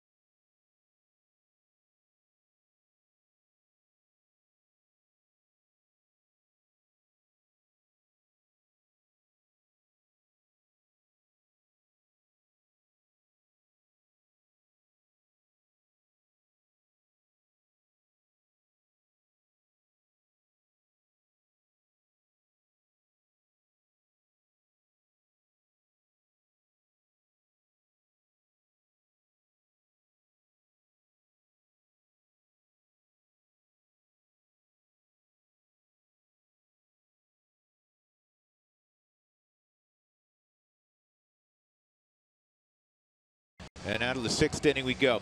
Hey, the Rockies, as you know, just signed Charlie Blackmon a 6-year extension above $100 million. I don't think anybody out there would ever guess this. All-time contracts of $100+ million or more handed out. The Rockies are tied for 3rd most in baseball history with 4. The Yankees, not surprisingly, have done it 7 times. The Tigers have done it 6. And then there's the Red Sox, the Dodgers, the Giants, the New York Mets, all big market teams, and the Colorado Rockies. Wanted to show that because I was thinking about it this morning. I said, okay, this is number 4. And I think so frequently in the past we have heard, oh, the Rockies are, you know, just a mid-market team, and they're always going to be close to the vest when it comes to, you know, the purse strings. This is a high fly ball to center field from Charlie Blackmon. And if you do your homework on it, it couldn't be further from the truth. The Rockies on a number of occasions through the years, beginning with Mike Hampton, and we all know, okay, initially it did work out. Mike was an all-star, and then unfortunately things did not go as well for Mike Hampton in a Colorado uniform. Todd Helton Yeah. You know, a borderline Hall of Famer. He's a Hall of Famer in our book. Our book, Troy sure. Tulowitzki, and I know Troy's dealt with some injuries, but for a while, Troy was the elite shortstop in the game, and now the Rockies, with this new deal for Charlie Blackmon, they've done it 4 times. So it is a misrepresentation of how the Rockies have operated through the years when they say, oh, the Rockies don't spend money. Yeah, a lot of credit has to go to Dick Manfred. Absolutely. I mean, at the end of the day, he's won. It's his decision. Gives it the final okay. That's right. But you're right. If you look at that list, yeah, you would expect the Yankees, the Dodgers, those big market teams to be on that at the top of the list. And you'd think it would dwarf everybody else. Right, by maybe you know, 8 to 10. The only team on there that's truly a mid-market team, if you will, is the Rockies. This is slowly hit toward Villanueva, and he can't come up with it. And I think Freddie Galvis is thinking, you know what? I probably had a better play on it. And that'll go as an infield hit, just the Rockies' second hit. So DJ's aboard with 1 out. Well, DJ's going to take the hit. You never apologize for a hit. And Freddie right now should have called them off, because I just don't think Villanueva had to make a barehanded play on the Subaru Supermo. I think he still had time to get it on his glove. But there comes a point as a shortstop where you can call that guy off and say, I've got it, because he was circled around it. But nonetheless, it's a base hit and a base runner for the Rockies. Nolan is 0 for 2, a fly ball to right, and he popped to first. Now, maybe if I was playing shortstop and Nolan was my third baseman, I would never call him off. No. I'm going to say, no, you get whatever you want. That's right. It's hard to do that.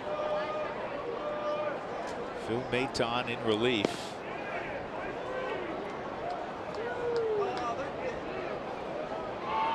Phil made his big league debut last year in June. Ended up pitching in 46 games. Was drafted in the 2015 draft.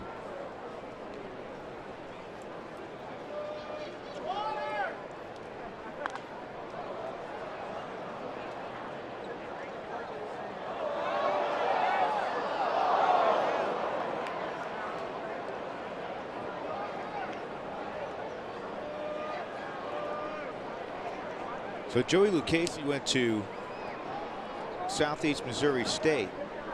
Phil Maton's brother Mark ran track and field at Southeast Missouri State. How do you like that? That is fair, and it's bobbled, and Villanueva may have thrown it away. Nope, the leaping grab by Hosmer. So Villanueva couldn't come up with that, and the Rockies have another infield hit, and they're 2 aboard with 1 out for Desmond. This was part of the problem last year for the Padres. And this is an error on Christian, just the bobble, then he still tries to make a throw over to first, almost threw it away. Be his first error of the season. But last year the Padres had the 4th most errors in all of baseball. They had 113 errors in 2017. Plenty in their infield. Now they have 2 real good new infielders, and Freddie Galvis, who made the fewest errors of any shortstop in baseball, and the 4-time Gold Glover Eric Hosmer. Back to the play for Christian on the Subaru Supermo. He does the hard thing. He grabs it, gets it fine, but then when he starts to reach in his glove, his fingers hit the outside of the glove, so he doesn't get the transfer, and it pops up. You could make a case that's a hit also, because it still would be an above ordinary play, as there's 2 strikes on Desmond. He's throwing from foul ground across his body. You have a below average runner going. It's a play that, I think where it's a play we're used to seeing made all the time. So I think of it as an error only from the fact that where he caught it, it's a pretty easy throw across the diamond, even though you're throwing against your body. 2 strikes on Desmond against Maton. Just missed. 91-mile-an-hour fastball off the plate, 1-2.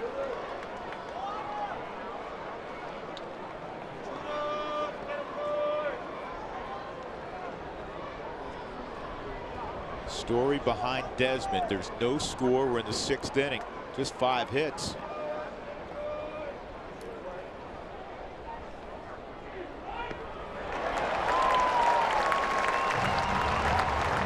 It'll be left to Trevor Story. All three pitches that Ian swung at were curveballs.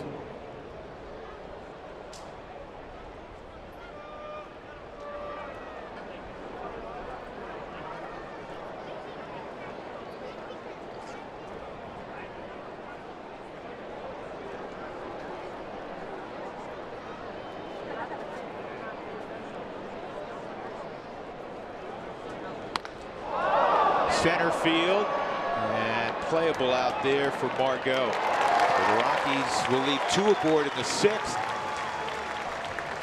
Still searching for that initial run today.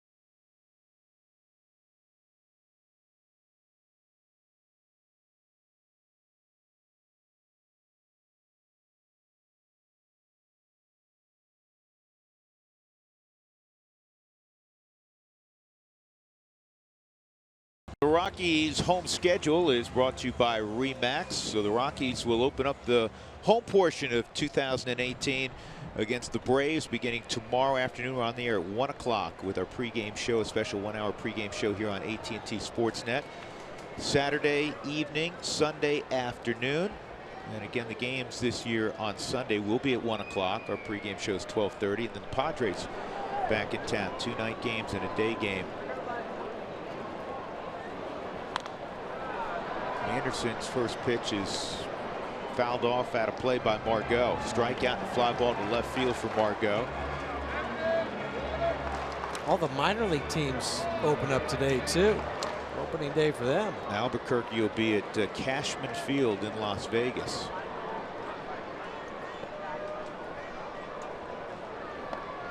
One and one.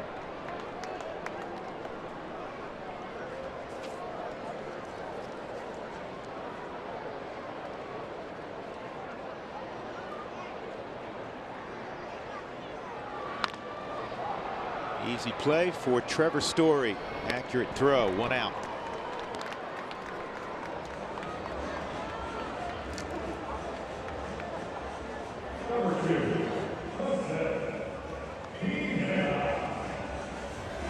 John Gray set the tone last night. Tyler Anderson setting again today. And you do feed off of that as a staff. You don't want to be the guy that disappoints. I think for Tyler, it was a chance to watch John, how he pitched. I know they're different kind of styles. Tyler more of a cut fastball and a changeup. John's a hard fastball and a hard slider. But still, I think strike one, they both would agree on is the most important pitch. 2 strikes on Jose Perella.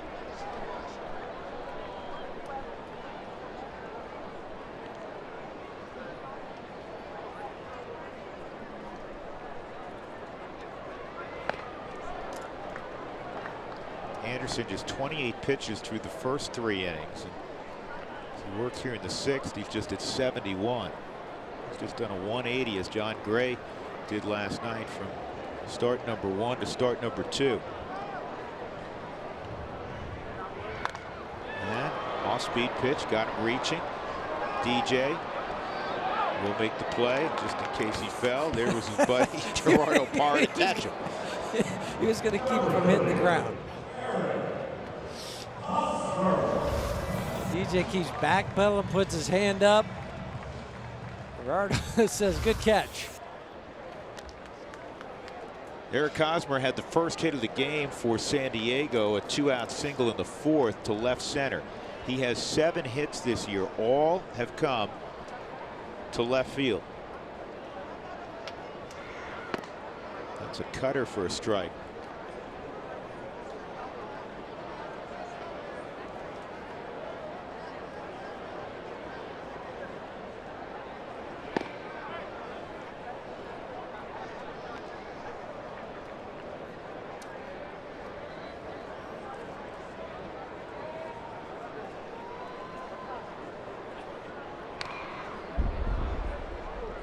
One ball, 2 strikes.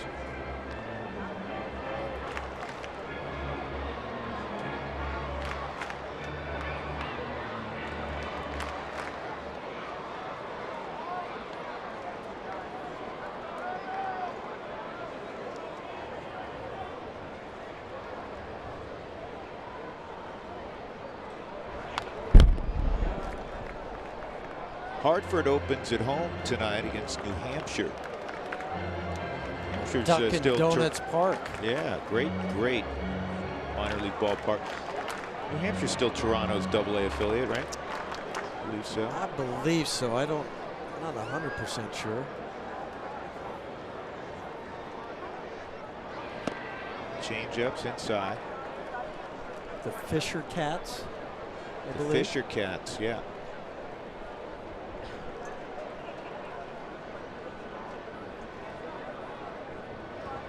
They're still with Toronto. We've confirmed. Lancaster, they'll open at home against Modesto.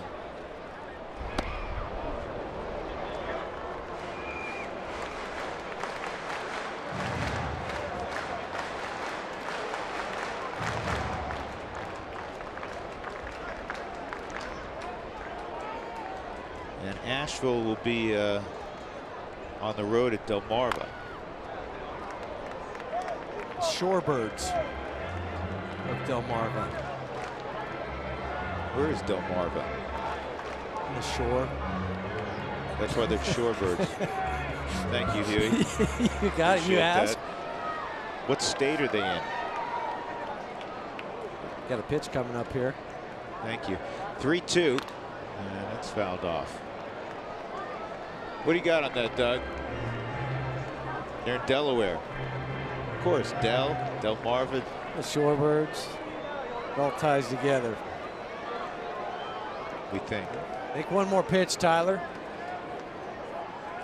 Bottom of the 6th, 3-2 on Hosmer with nobody on. Not sure if he didn't like the changeup down and in because he stepped off. Yeah, he didn't like it. He wants to go fastball. Down and in. And he jammed him. Got another pop-up. DJ calling for it. He's been busy. What a job so far by Tyler Anderson. 6 shutout innings. Yesterday, 7 shutout from John Gray. Get him a run or 2.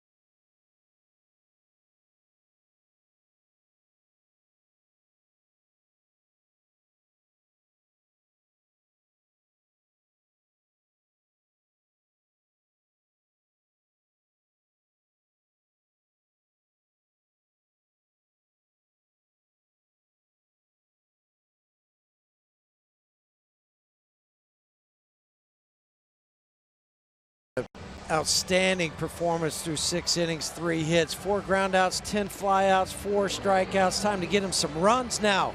But you can also get a Coca-Cola value pack. And they're back for the 2018 season, including both April series against these Padres, 4 tickets, 4 hot dogs, 4 Cokes, and more for either $59 or $79, depending on seat location.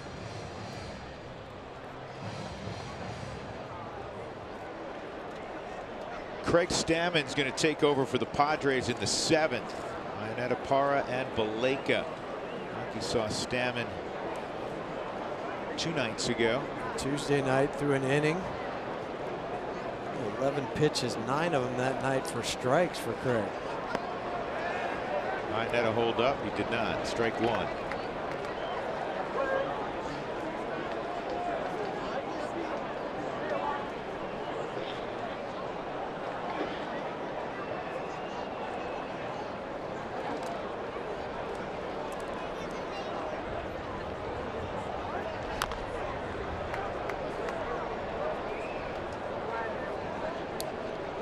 Rockies were great day games last year. Won more than 60% of their day encounters. That was one of the best marks in baseball.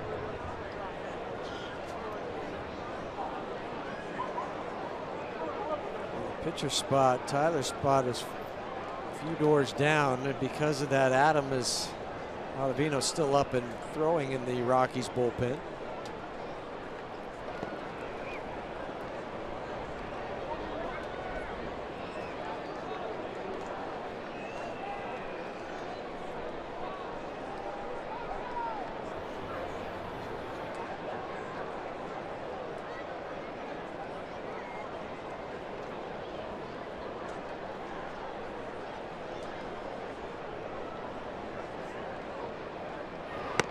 That's strike 3. Chris knew it.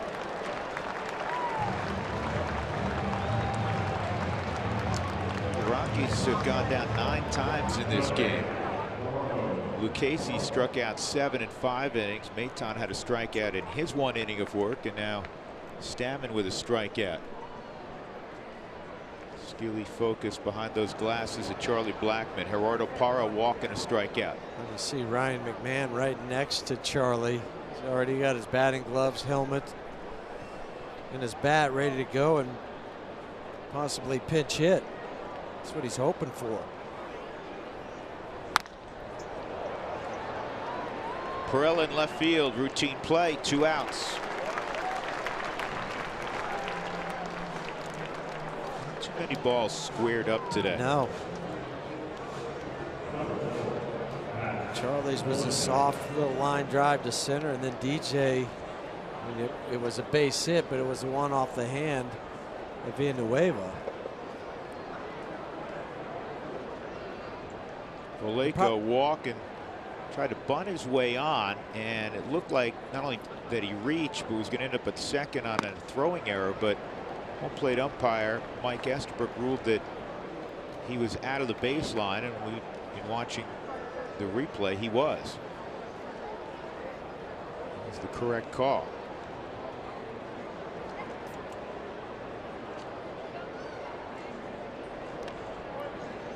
Curveballs in the dirt, 1-1. Drew, just going back through my book here, I think the hardest hit ball was Iannetta's shot in the 2nd inning that he hit, that Christian had to make the play on deep in the hole. Yeah, I think you're absolutely right. Charlie's hit in the 1st inning was kind of a soft liner. This is right at Villanueva. And Stammen works so 1, 2, 3, 7. So we'll stretch. The Rockies and Padres with goose eggs on the scoreboard.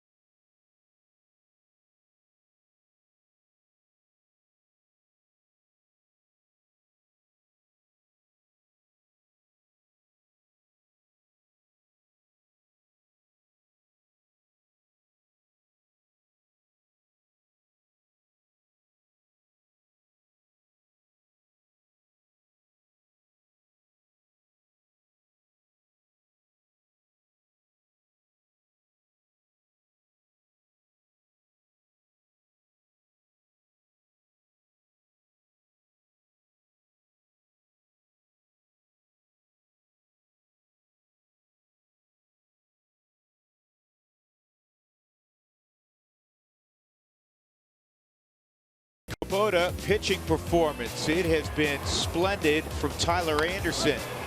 After a rough go down in Arizona, hard to pitch better than Tyler has today. 6 innings of shutout baseball, just 3 hits. He hasn't come close to walking anybody. 4 strikeouts, and only 81 pitches to navigate those 6 innings. Since his spot did not come up offensively in the top of the 7th inning, he's out there for the bottom of the 7th inning. He'll face Hunter Renfroe, the cleanup man, Christian Villanueva, and Freddie Galvis. Now, Renfroe's 0 for 2, but he did put the barrel on the ball twice. He's out front there. He popped up to short, and he hit a high fly ball to fairly deep center field. You get to this portion of the game in a zip game, and you're just concerned about that one mistake. Yeah, the one mistake. Which ordinarily you go, one mistake's not going to beat you. You start to get late. The focus has to be even more acute. 2-strike count. And Renfroe on an 0-2 pitch lines a ball to left center field. Blackman will hold him to a single. He tried to go upstairs on the 0-2.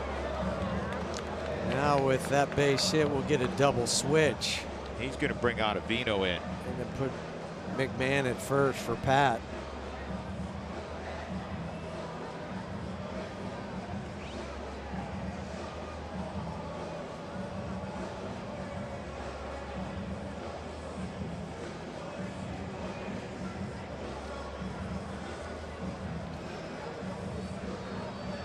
It's the first time the Padres have had the leadoff man on.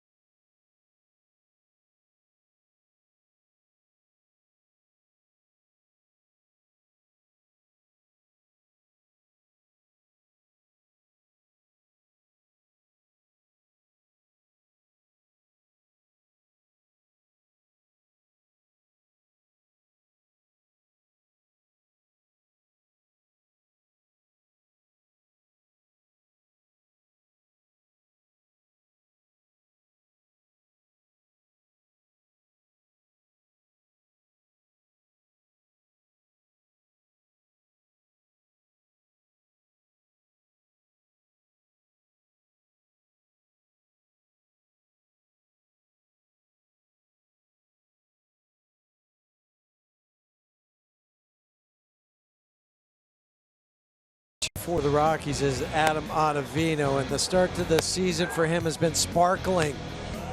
You see the 14 pitches that he threw on Monday night. That was an inning and 2 more strikeouts for Otto. So all but one of the outs that he's recorded to come via the strikeout.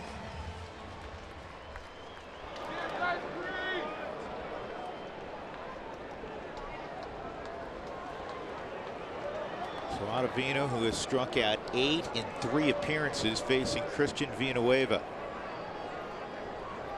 Iannetta to the outside corner, and the slider mislocation. I guess it was a little high. It looked like it still might have been a strike. Nope, it was high.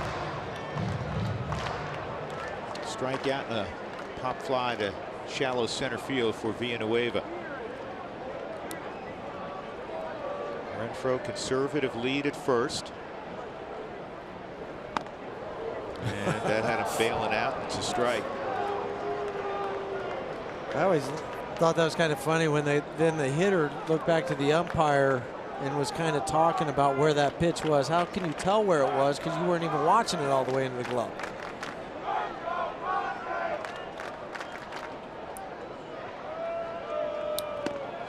And he swings over the top of that slider. A couple of left-handed bats coming, and Freddie Galvis. Carlos Asuaje. Galvis, a switch hitter.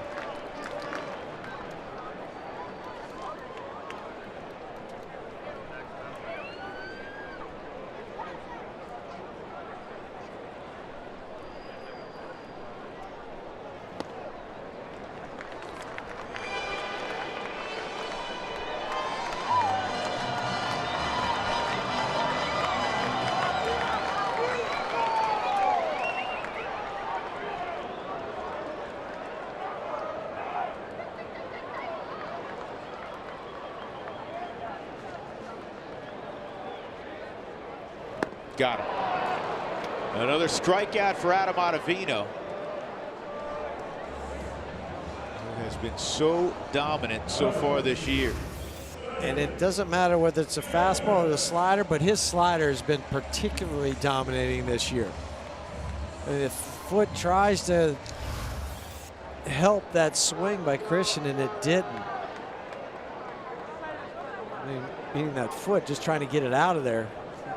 Tyler Anderson, 36 starts in his career. This is the 6th time in his career that he hasn't allowed a walk. Yeah, he was marvelous. There's a slider on the back door for a strike. And that's been the improvement for Adam this year against lefties, is the backdoor slider.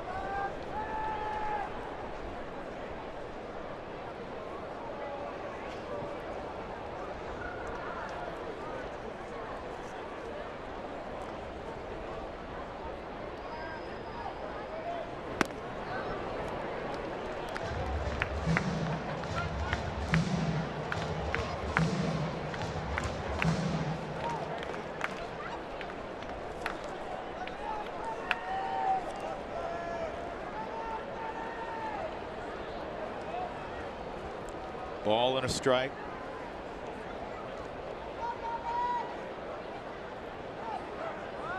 Runner going, and this is line to right. Parlays out, keeps it in front. Throw toward third's got a chance.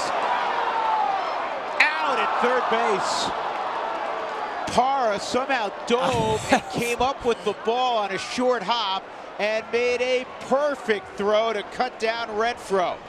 Instead of first and third, 1 out, 2 outs, runner at first. What an enormous play that was. I'm still shaking my head because if this gets by, it's a triple. That's a ball that lands in front of him.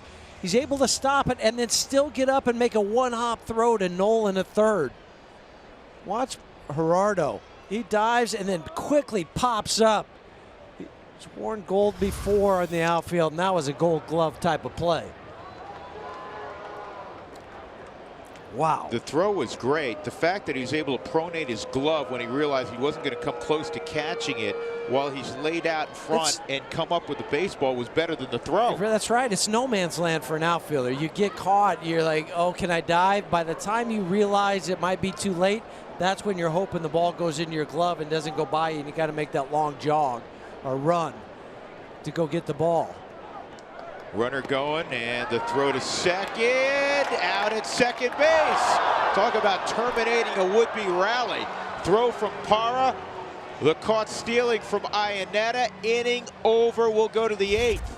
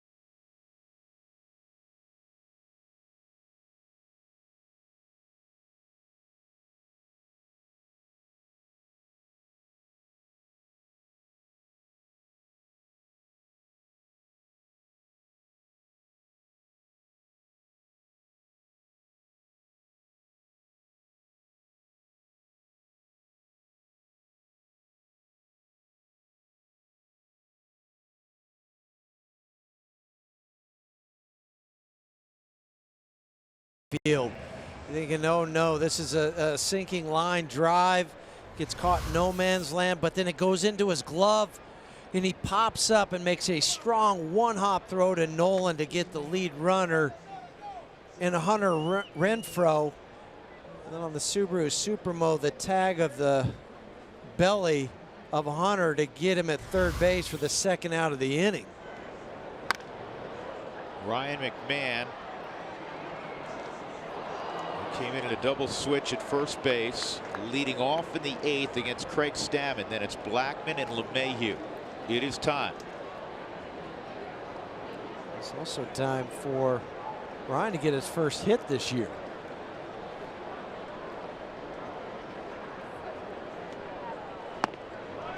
One and one.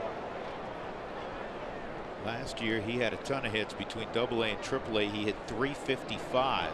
In fact, of the upper levels of minor league baseball last year, that was the best batting average.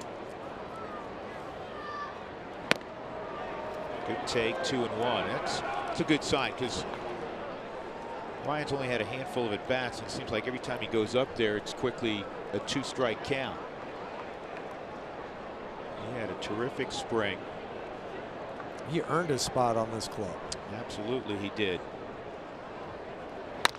And this is on the ground to second. Asuaje's got it, 1 out.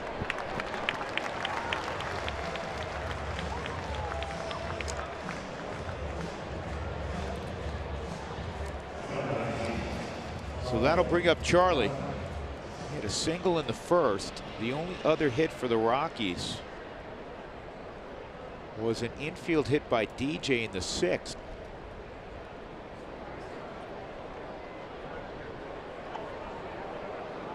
Rockies really made Lucchesi work the first time through the lineup. They had 3 walks the first time through, and that hit by Charlie. But then he got on a roll. Found his rhythm. Yeah, the second time through the lineup, he struck out 4, retired at one point 11 in a row.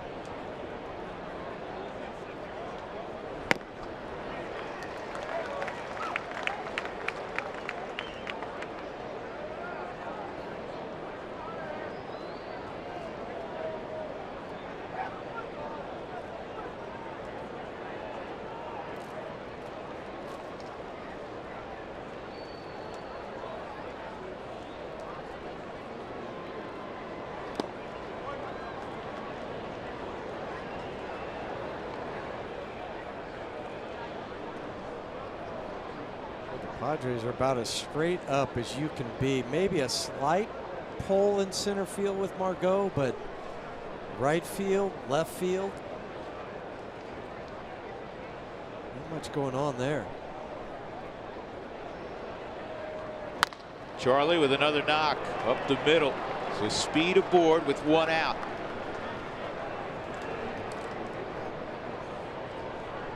Keeps this up. He's got a chance to get his name in the lineup tomorrow in the home opener. You know what? I'll fill out my book a little bit after the game tonight. I'm going to go ahead and pencil him in hitting leadoff tomorrow. And I'm going to put number 9 in the 2-hole. Well, and then I'll go ahead and top you that and put number 28 in the number 3 hole. Yeah, that's how it's going to go. And I'm going to put Cargo in the number 4 spot. There's certain lineups you can, you know, pretty much be sure that you're going to be Brandon okay doing. McCarthy going tomorrow with a right-hander. Yeah, I think that's a safe bet. Yeah. Did we have McCarthy on the list of Coloradans? Was he not born in Colorado? Is that the deal, Doug? We didn't have Brandon McCarthy on the list yesterday, did we? I know he went to Lamar Junior College. He went to high school in the Springs.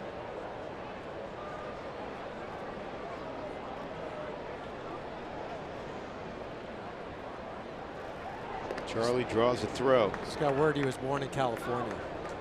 So no, he wasn't on the list. Sorry, Brandon. You didn't make the cut. 4 multi-hit games already for Charlie, and this is the 7th game of the year. He had 68 of those last season, leading the league in hitting. Charlie takes off, And the throw's not going to get him. Wrong side of the bag. Charlie is up and headed toward third. Big throwing error by Austin Hedges. The ball was not fielded. And now the infield will have to come in for San Diego. And the Rockies have easily their best opportunity to break the ice. First stolen base of the year, put the pressure on. And for Hedges, he had 10 errors last year. Goes off the glove of Carlos into shallow left field. Charlie up and running towards third.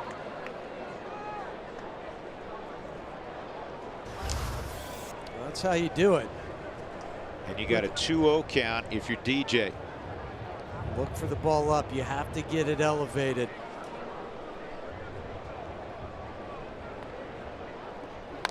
Up the middle. Oh, what a diving play by Galvis.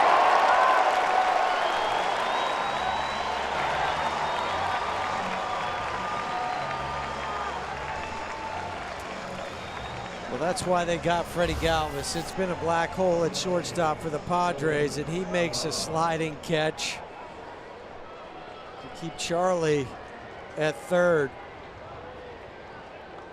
And you can tell they weren't going on contact, because Charlie would have taken off if they were. And I understand why you don't in that situation, because of this guy standing in the on-deck circle. And now standing in the batter's box. Nolan today is 0 for 3. Did reach on an error in the 6th inning. Last year, Arenado had 50 two-out RBIs, which led all of baseball. And nobody since 2014 has driven in more runs than Arenado.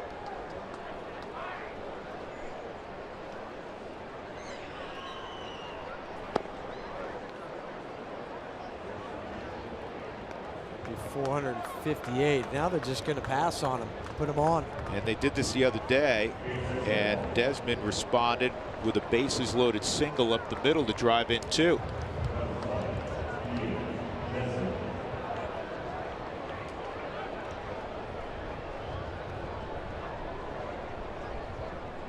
I think every manager in baseball virtually would do the same thing, because at the start of a day, or more importantly at the end of the day, when you put your head on the pillow if you're a manager, you always want to say, well, I didn't let that guy beat me. If somebody else beats me, I can live with it. And Desmond's been a terrific player, but and it's going to work out. It's a comebacker, and the Rockies do not score despite Blackman being at third with 1 out. So we move on, still scoreless.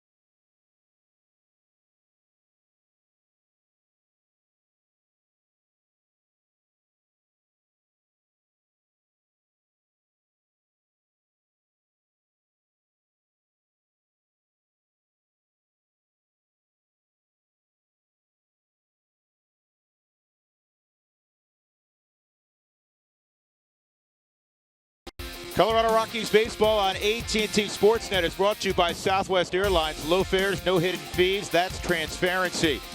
And by O'Toole's Garden Centers, putting the color in Colorado.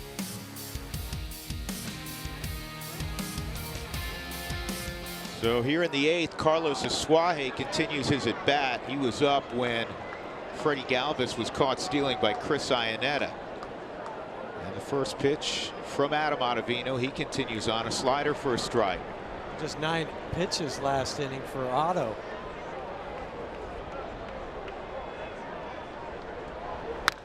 And this is in the air to fairly deep left field, and a nice catch there by Desmond. That was hit right over his head. And if we can jump in with Spilly downstairs, who is a terrific outfielder. Spilly, those sometimes are the hardest ones, aren't they? Those are easily the hardest plays for any outfielder, and at times when you don't take your eye off the baseball, you can prevent yourself from running. Pay attention to Ian Desmond. That takes an athlete to be able to do that. Sometimes you'll watch an outfielder take his eye off the ball and try to get to a spot, and that'll free him up. But that one, Ian had to keep his eye on it because it was a low line drive. Good Nice play by Desmond, yeah. 0-1 on Austin Hedges. Carlos Asuaje is a pesky little player. I like him. He's a good player. And I use the term pesky in a kind way. Yeah.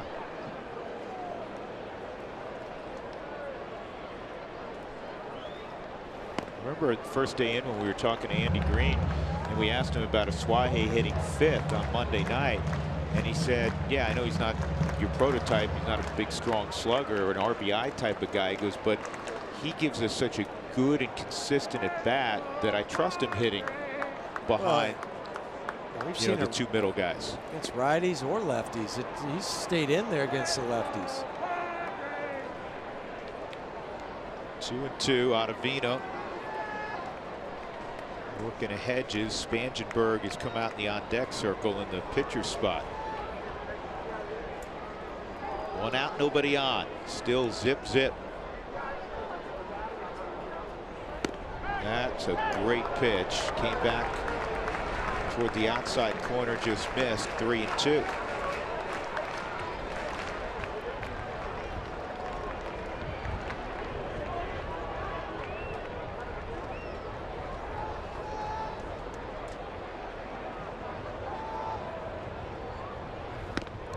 That is strike 3. Austin just walks off. What am I supposed to do with that? Another Adam Ottavino strikeout. 10 of those in 4 appearances now. The confidence is there. The execution, more importantly, is there for Adam.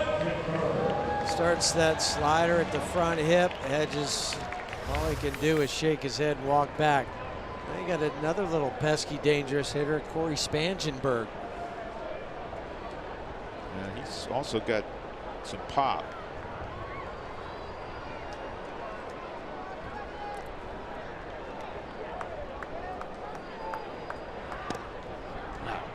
Everything has dramatic movement, and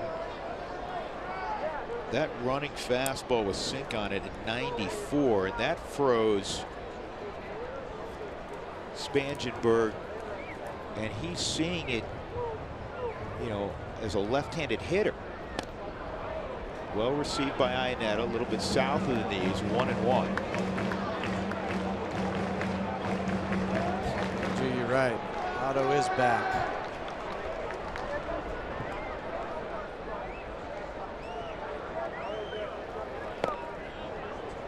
And again, Iannetta maybe stole a borderline pitch. 1-2. He's always been good at that. Yes, he has. Of course, Tony Walters is excellent at that. They give the umpire a great view, too. They don't block him, and a lot of movement behind the plate.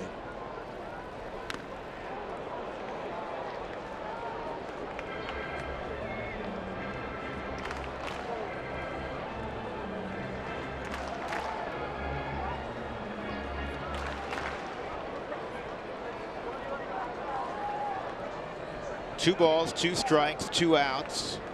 Corey Spangenberg at the plate.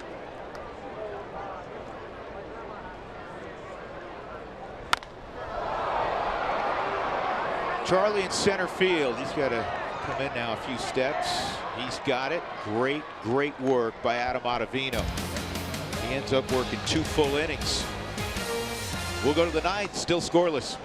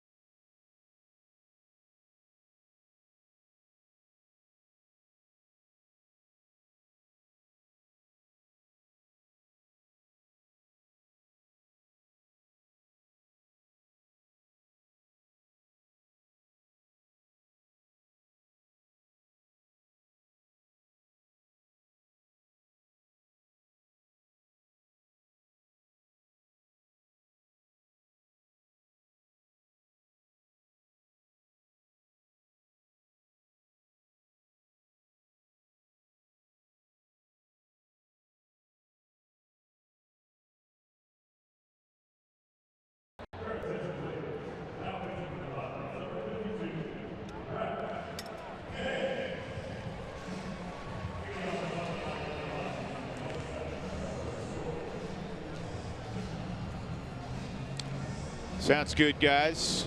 We go to the 9th inning. Brad Hand is going to come in for San Diego. Who wants tacos? Fans, follow us at AT&T Sportsnet RM on Twitter to receive alerts for the Rockies taco special when the Rockies do score 7 in a game. Standard operating procedure. You're tied at home in the 9th inning. You bring your closer out. Brad Hand's been up and down so far in the young season. He gave up 5 in 1 inning earlier this year against Milwaukee. He'll face Trevor Story here. Trevor's 0 for 3, couple strikeouts. Showed bunt, pulled it back. 1-0. Last year, a breakout season for Hand, an ERA in the low 2s. He was 21 out of 26. It was kind of the talk of situations at the trade deadline. Everybody thought he would go somewhere else, right? Yeah, but San Diego said he's still under control for 2 or 3 years. We're not going to get rid of him. He's going to be a piece of our back end of our bullpen. Trevor in his career against Brad 2 for 4. Chris Iannetta, who's up next, is 1 for 3, and Gerardo 2 for 10. So those are the first 3 guys that are scheduled to face Brad.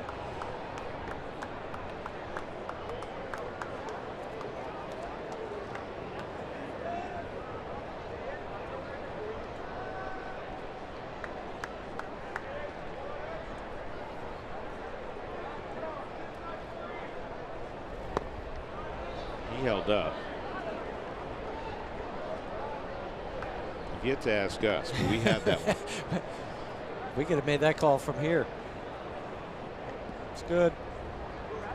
2-1 now. Good swing pitch.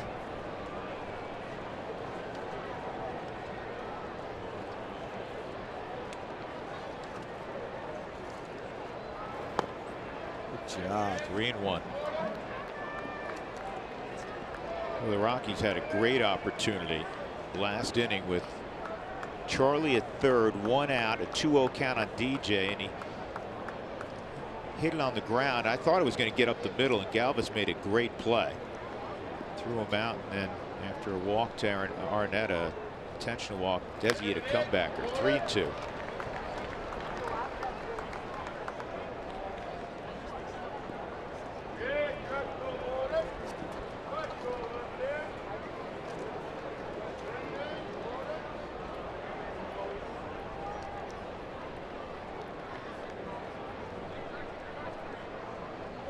Hand in 79 plus innings last year, gave up 9 home runs.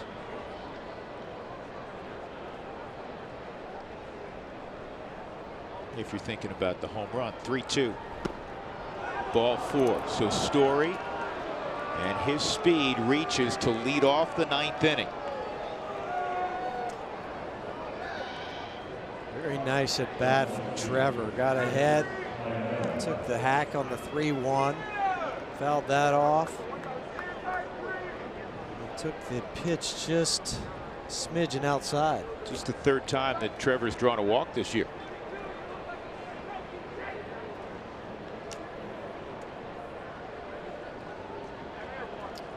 Waivers pretty close at 3rd, expecting the bunt from Chris.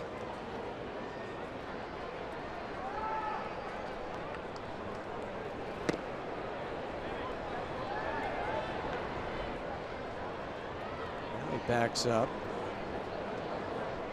He backs up, but there wasn't a strike. Usually you back up after strike. Right. I think Bud's thinking is, well, if I bunt Chris, then I got lefty on left with hand against Para, and the only guys on my bench are left-handed. So I think that's probably why he doesn't bunt, or is not bunting in this situation. And the possibility of Chris just going big fly. There's always that possibility. And one final number, Chris only has 1 sacrifice bunt since 2012. Yeah, and behind Para is the pitcher spot, so you're going to get another lefty off the bench, to your point.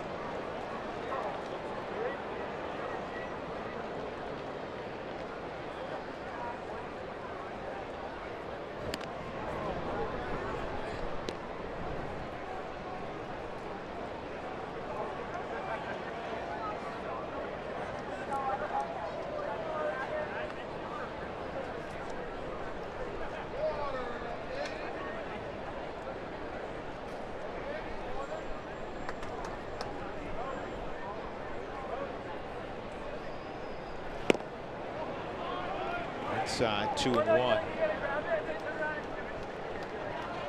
It's not like Brad Hand's been automatic in his first 2 or 3 appearances on the season.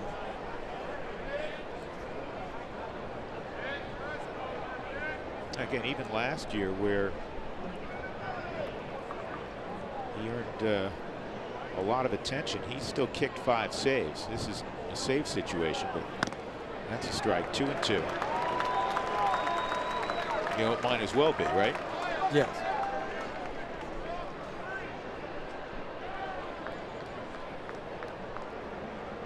He was a waiver claim. Do you know that 2 years ago? Yeah. From Miami? Heck of a waiver claim. He was waived on April 3rd, 2016.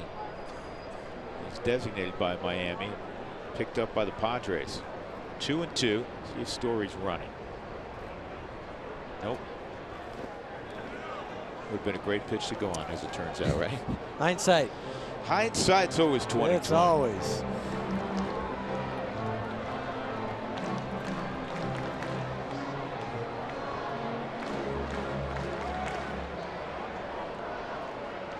Still, I'm not convinced he's going to take off a 3-2. He's worried about the pickoff with that lefty. That's what you're afraid of, and then that you have to wait half a beat more. He goes. Ball 4. Ionetta draws a walk. Back-to-back walks against Hand here in the 9th. Nobody out, and here comes Para. And now you'll you see have the to. bunt. Now you got to put the bunt down, right? Yeah, you do. You got to get those guys into scoring position, and that's why Stu's coming down to talk to him, to let him know without the sign what he's going to do. He'll still relay the sign to the base runner.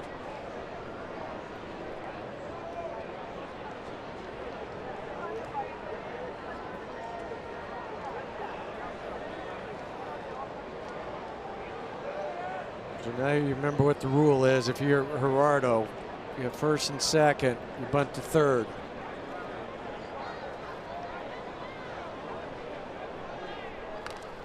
Ooh, he pulled it back. Well, he did because the wheel. Yeah, the wheel play, or the fake wheel play anyway, was on by Freddie Galvis. So watch the shortstop, Freddie Galvis. He'll make a false break to third. Okay? So a hitter, once you see that, you'll say, wait, he's going all the way to third. He ended up stopping, so that's why he pulled the bat back and swung at the pitch.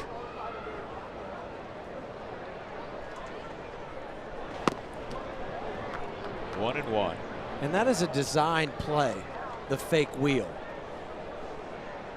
They did it. They ran it again also. Yes. They ran it back to back. Now, sometimes you'll see after running it back to back, then the third time they'll go ahead and do it, where he'll run all the way to third, or they'll try to pick off, do a false break, and then try a pick off at second base.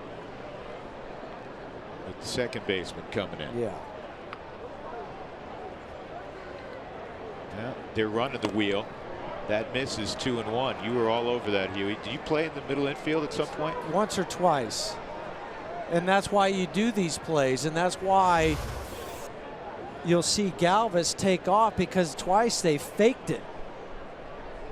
And that's what they're hoping is you'll lay down the bunt, you get the easy out at third base.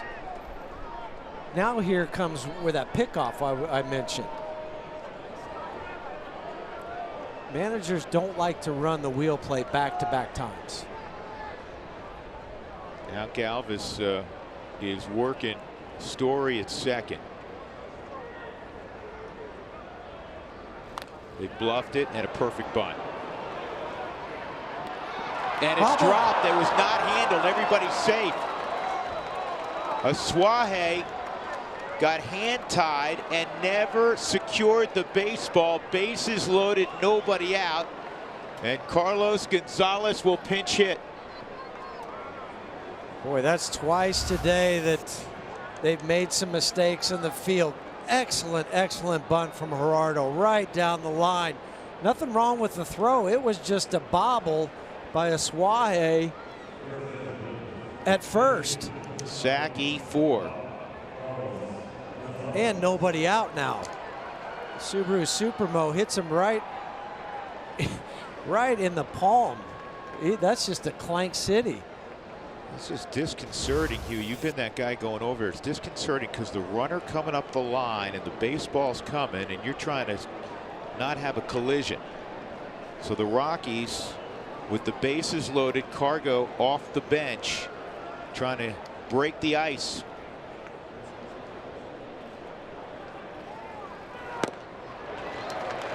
The interesting thing is the Rockies are left-handed. And you have Cargo behind him, McMahon, and beyond McMahon is Blackman. So the one thing I'm sure Andy Green feels decent about in this pickle is that he's got his best left-hander against potentially 3 left-handed bats.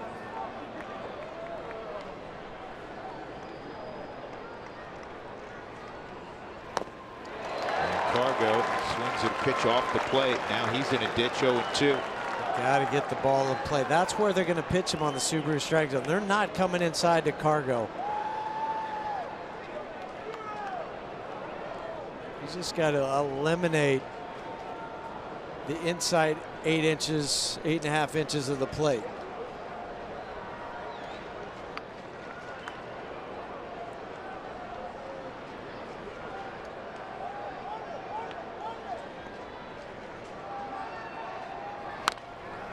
He got a pitch that was to a hit. pitch. That was a mistake by hand.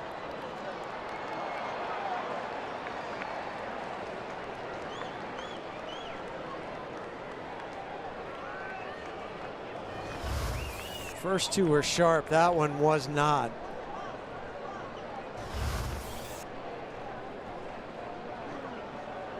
Same. Well, you know, Hedges, process. Hedges wants him to take it off the plate, especially ahead 2 strikes. Bases full of Rockies. Story, he doesn't need a real deep fly ball to score. Well, he also doesn't need a ball to skip too far away from the catcher to score if they throw one of those sliders that sneaks away.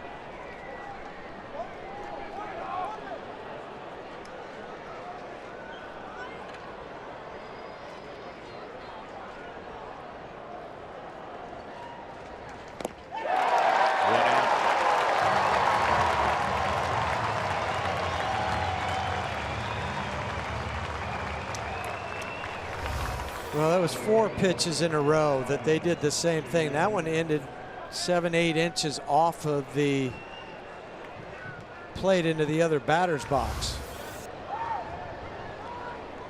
And now Ryan McMahon, his second at bat.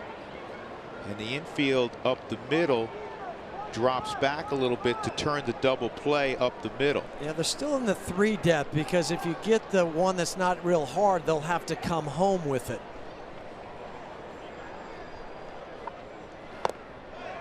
And if you're Ryan, right now, all you had to watch was what they did to Cargo, because they're going to do the same thing to you.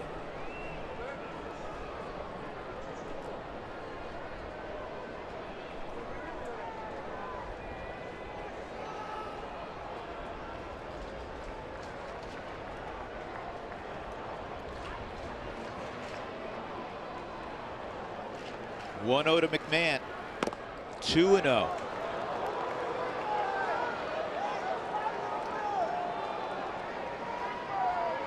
I'm talking about breaking the ice. Zip game in the 9th for McMahon. He'd love to break the ice in the game, and with his first knock of the season,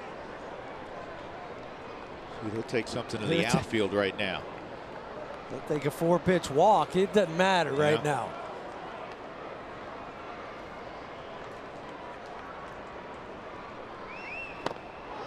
Three and 0.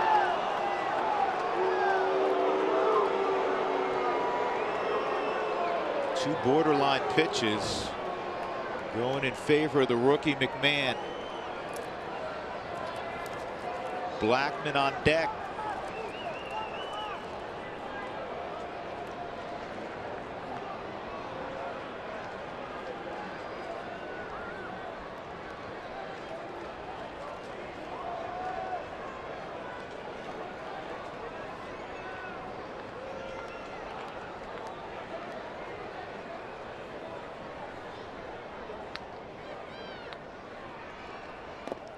Ball 4.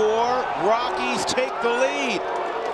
A 4-pitch walk. Ryan McMahon. Story touches home plate. 1-0 in the 9th. Colorado. That's the way to do it. I said if you can't get a base hit, take the 4-pitch walk. Trevor, who led off this inning with a walk against Hand. That's 3 walks in this inning for Brad Hand. And about halfway to the plate, there's no better feeling as a hitter, because you know it's not going to be a strike. You know you just put your club ahead 1-0.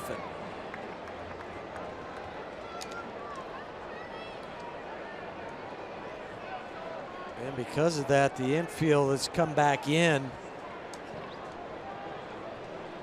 This will be the last hitter for Brad Hand with the righties coming up. They got Jordan Lyles warming up in their bullpen now.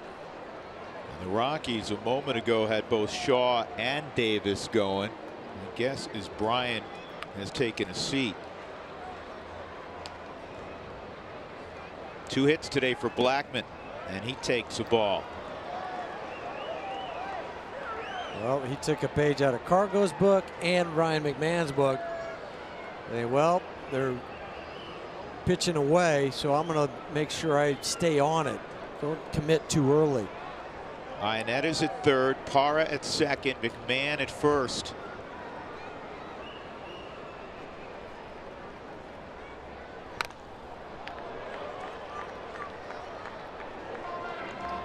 Well, you want to know how Charlie drove in 104 last year. He hit 37 home runs, and it seemed like whenever he came up with traffic, he came through. He hit 384 last year with runners in scoring position, one of the best marks in baseball.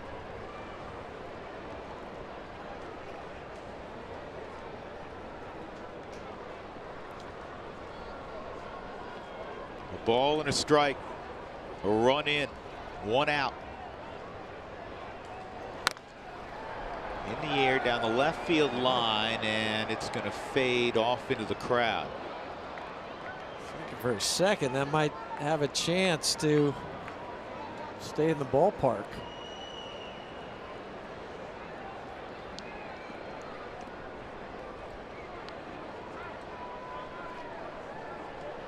Now, a moment ago on a fly ball, you didn't need it to go particularly deep with Story. You need a little more depth, with all due respect yes. to Chris Iannetta. But with the infield, third. yeah, but with the infield in, there's a little more room behind the infield to just bloop one in now. 1-2.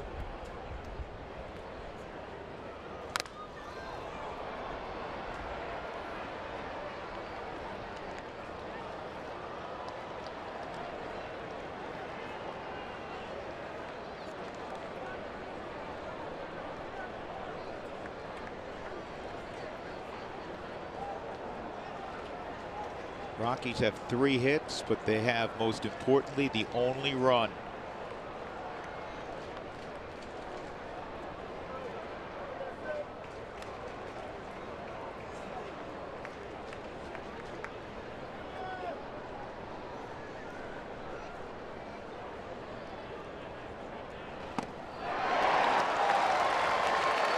That's the second out, and LeMahieu will come up. Got away with the slider that didn't do anything. And they are going to let Brad pitch to DJ. 29 pitches in. Created part of the mess with the 3 walks, but also was helped, or not helped, by the drop throw at first base by Carlos.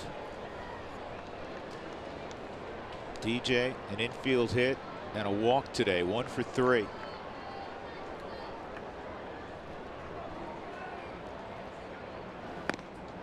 That's a strike. In the bottom of the 9th, Wade Davis will see the top of the order for San Diego.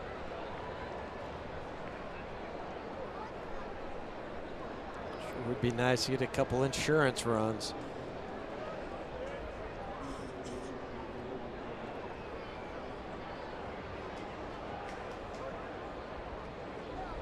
Whenever you have the bases loaded and nobody out, you clearly hope to score more than 1.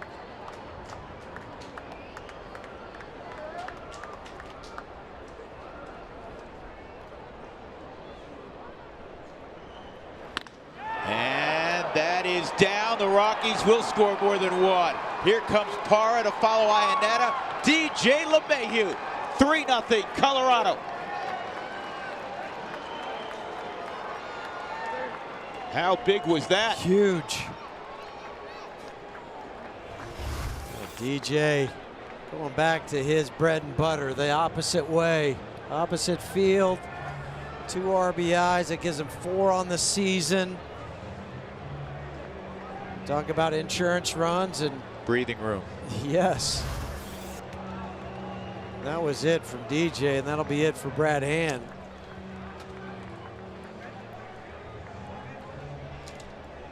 3-0 Rockies in the 9th.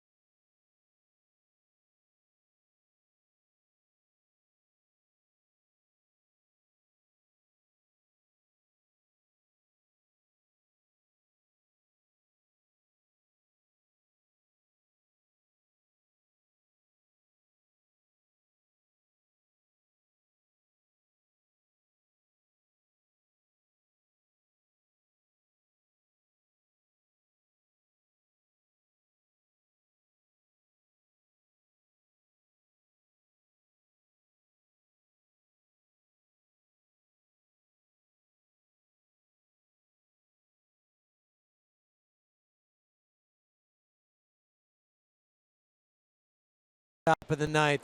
You'll want to join the Rockies Rookies Kids Fan Club. You can purchase this at all home games, dugout stores, or at rockies.com/RockiesRookies. So Jordan Lyles to Nolan Arenado. And the fastball is in there for a strike. Jordan threw 3 innings, 3 real good innings a couple of days ago in relief. Did not allow a run. That came on Monday. Gave up just 2 hits, struck out 3.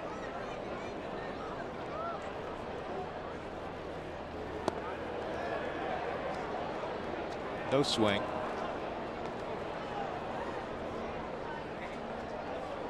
Another note for DJ. He had 328 last year with 2 outs and runners in scoring position. That's clutch. He was clutch today.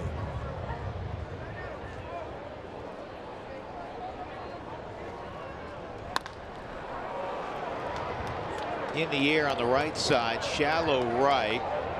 And Renfroe makes the catch. 8 come to bat in the 9th inning for the Rockies. They get 3 runs. DJ LeMahieu with a huge 2-run single. 3 outs away from shaking hands.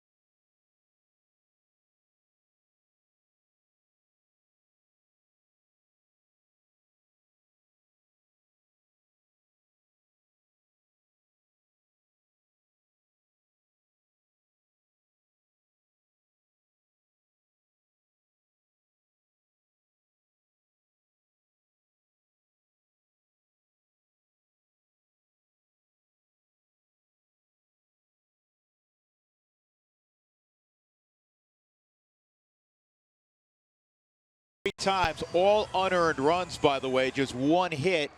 It was by DJ LeMahieu with 2 outs with the bases loaded, and the Rockies with a 3-0 lead in the bottom of the 9th in San Diego. An opportunity to take 3 out of 4.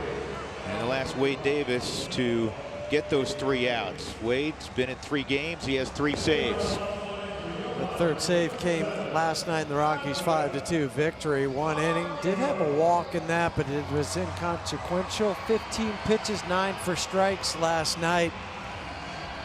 And he's ready to lock this one down, hop on a plane, and finish this road trip 4-3 before tomorrow's home opener. Manuel Margot, Jose Perella, and Eric Hosmer, the top 3 in the Padre lineup.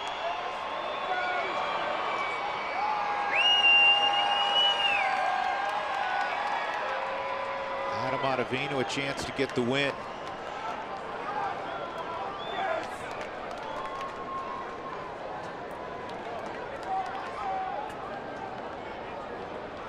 Margot 0 for 3. Tyler Anderson 6 shutout innings today. Worked to 1 hitter in the 7th. Ball 1. Gave up 4 hits. Did not walk a batter. Didn't come close to walking a batter. After walking 3 in the 1st inning. He only had in Arizona 3 or 4 balls in the first 3 innings. Yeah, that's amazing. 2-0. 4 strikeouts by Anderson. He threw only 84 pitches and working into the 7th. 62 strikes today for Tyler out of those 84 pitches. He was a completely different guy. He's a guy we're more accustomed to seeing. Yes.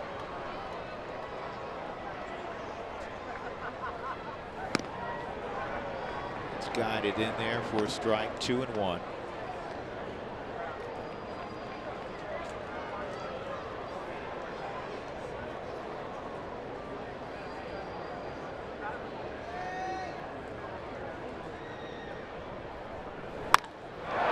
ball's lined to deep left. This is going to get out.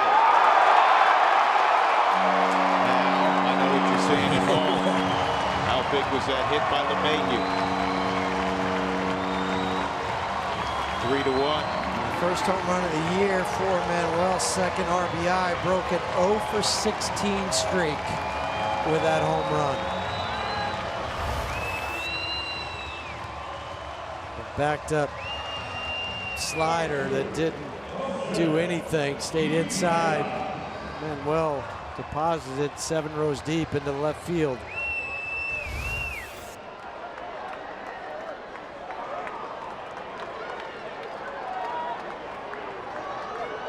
Here's Perella.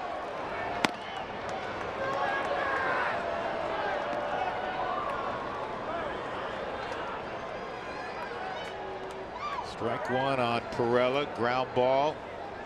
Line out. And a pop out today. 0 for 3. And that's a little comebacker. Story picks him up. That went under Davis's glove. He had to look and see what happened. But fortunately, Story came quickly. And so for Trevor, he think, well, first of all, Wade's going to get this. No, he doesn't have it. I've got to come in and then barehanded. And he doesn't miss it and gets Perella. It's huge. Otherwise, Hosmer's at the plate. He's a tying run. But so your whole thought while you're going after that ball is your first instinct is I'm going to have to get there. And then you back off for a second. Well, no, Wade's got this. And then it gets by him, so you re-engage again. And correct me if I'm wrong, initially you're thinking I'm going to make the play with leather, and then all of a sudden it changes where you have to go bare hand. All those thoughts right there that we discussed happen in a fraction of a second. All of it. I'm going to get it. No, I don't have to. I've got to get it with my bare hand.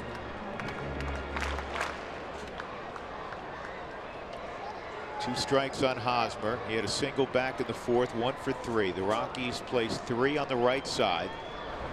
And that's fouled off. More giddy up on that fastball at 95 from Davis. Don't see a lot of emotion typically from Wade Davis.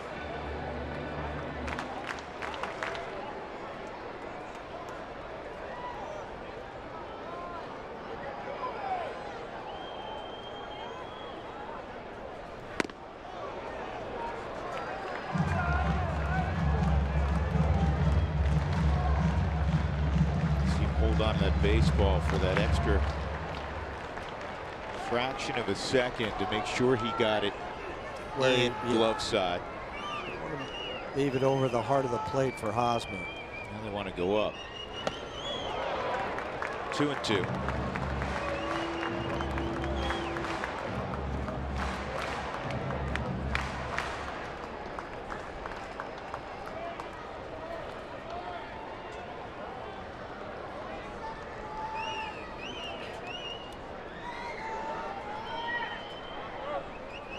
Got him.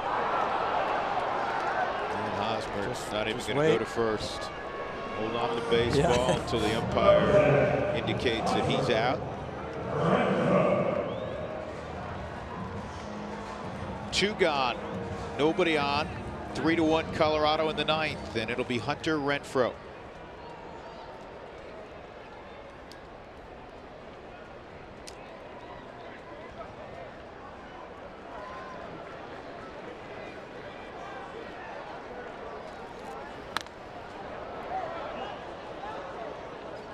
Renfroe a single in the 7th. He's 1 for 3. Rockies up 3-1. Just 4 hits this afternoon. Padres, they have only 6 hits, but they've committed 3 errors. And there is strike 2. One more. Shake hands and let's go home.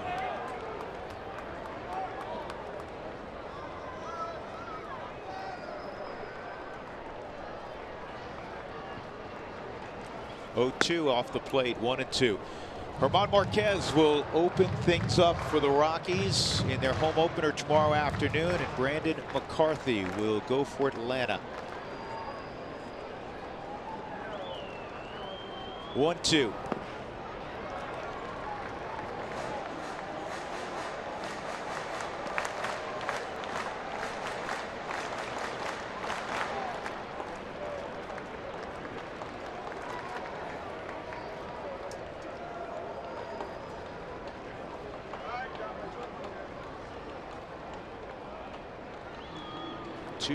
Got him. Strike three, ball game over. And the Rockies conclude their first road trip of the year with a 4-3 mark. They'll head home above 500. DJ LeMahieu, huge hit in the ninth. Wade Davis is 4 for 4 in saves. Tyler Anderson, 6 shutout innings. And Adam Ottavino, 2 clean innings, and he earns the win. That turns out to be a strong road trip to start the 2018 season. Again, the final score, the Rockies 3 and the Padres 1. Homeward bound for Coors Field tomorrow afternoon. Let's get to our Denver studios right now. Here's Jenny.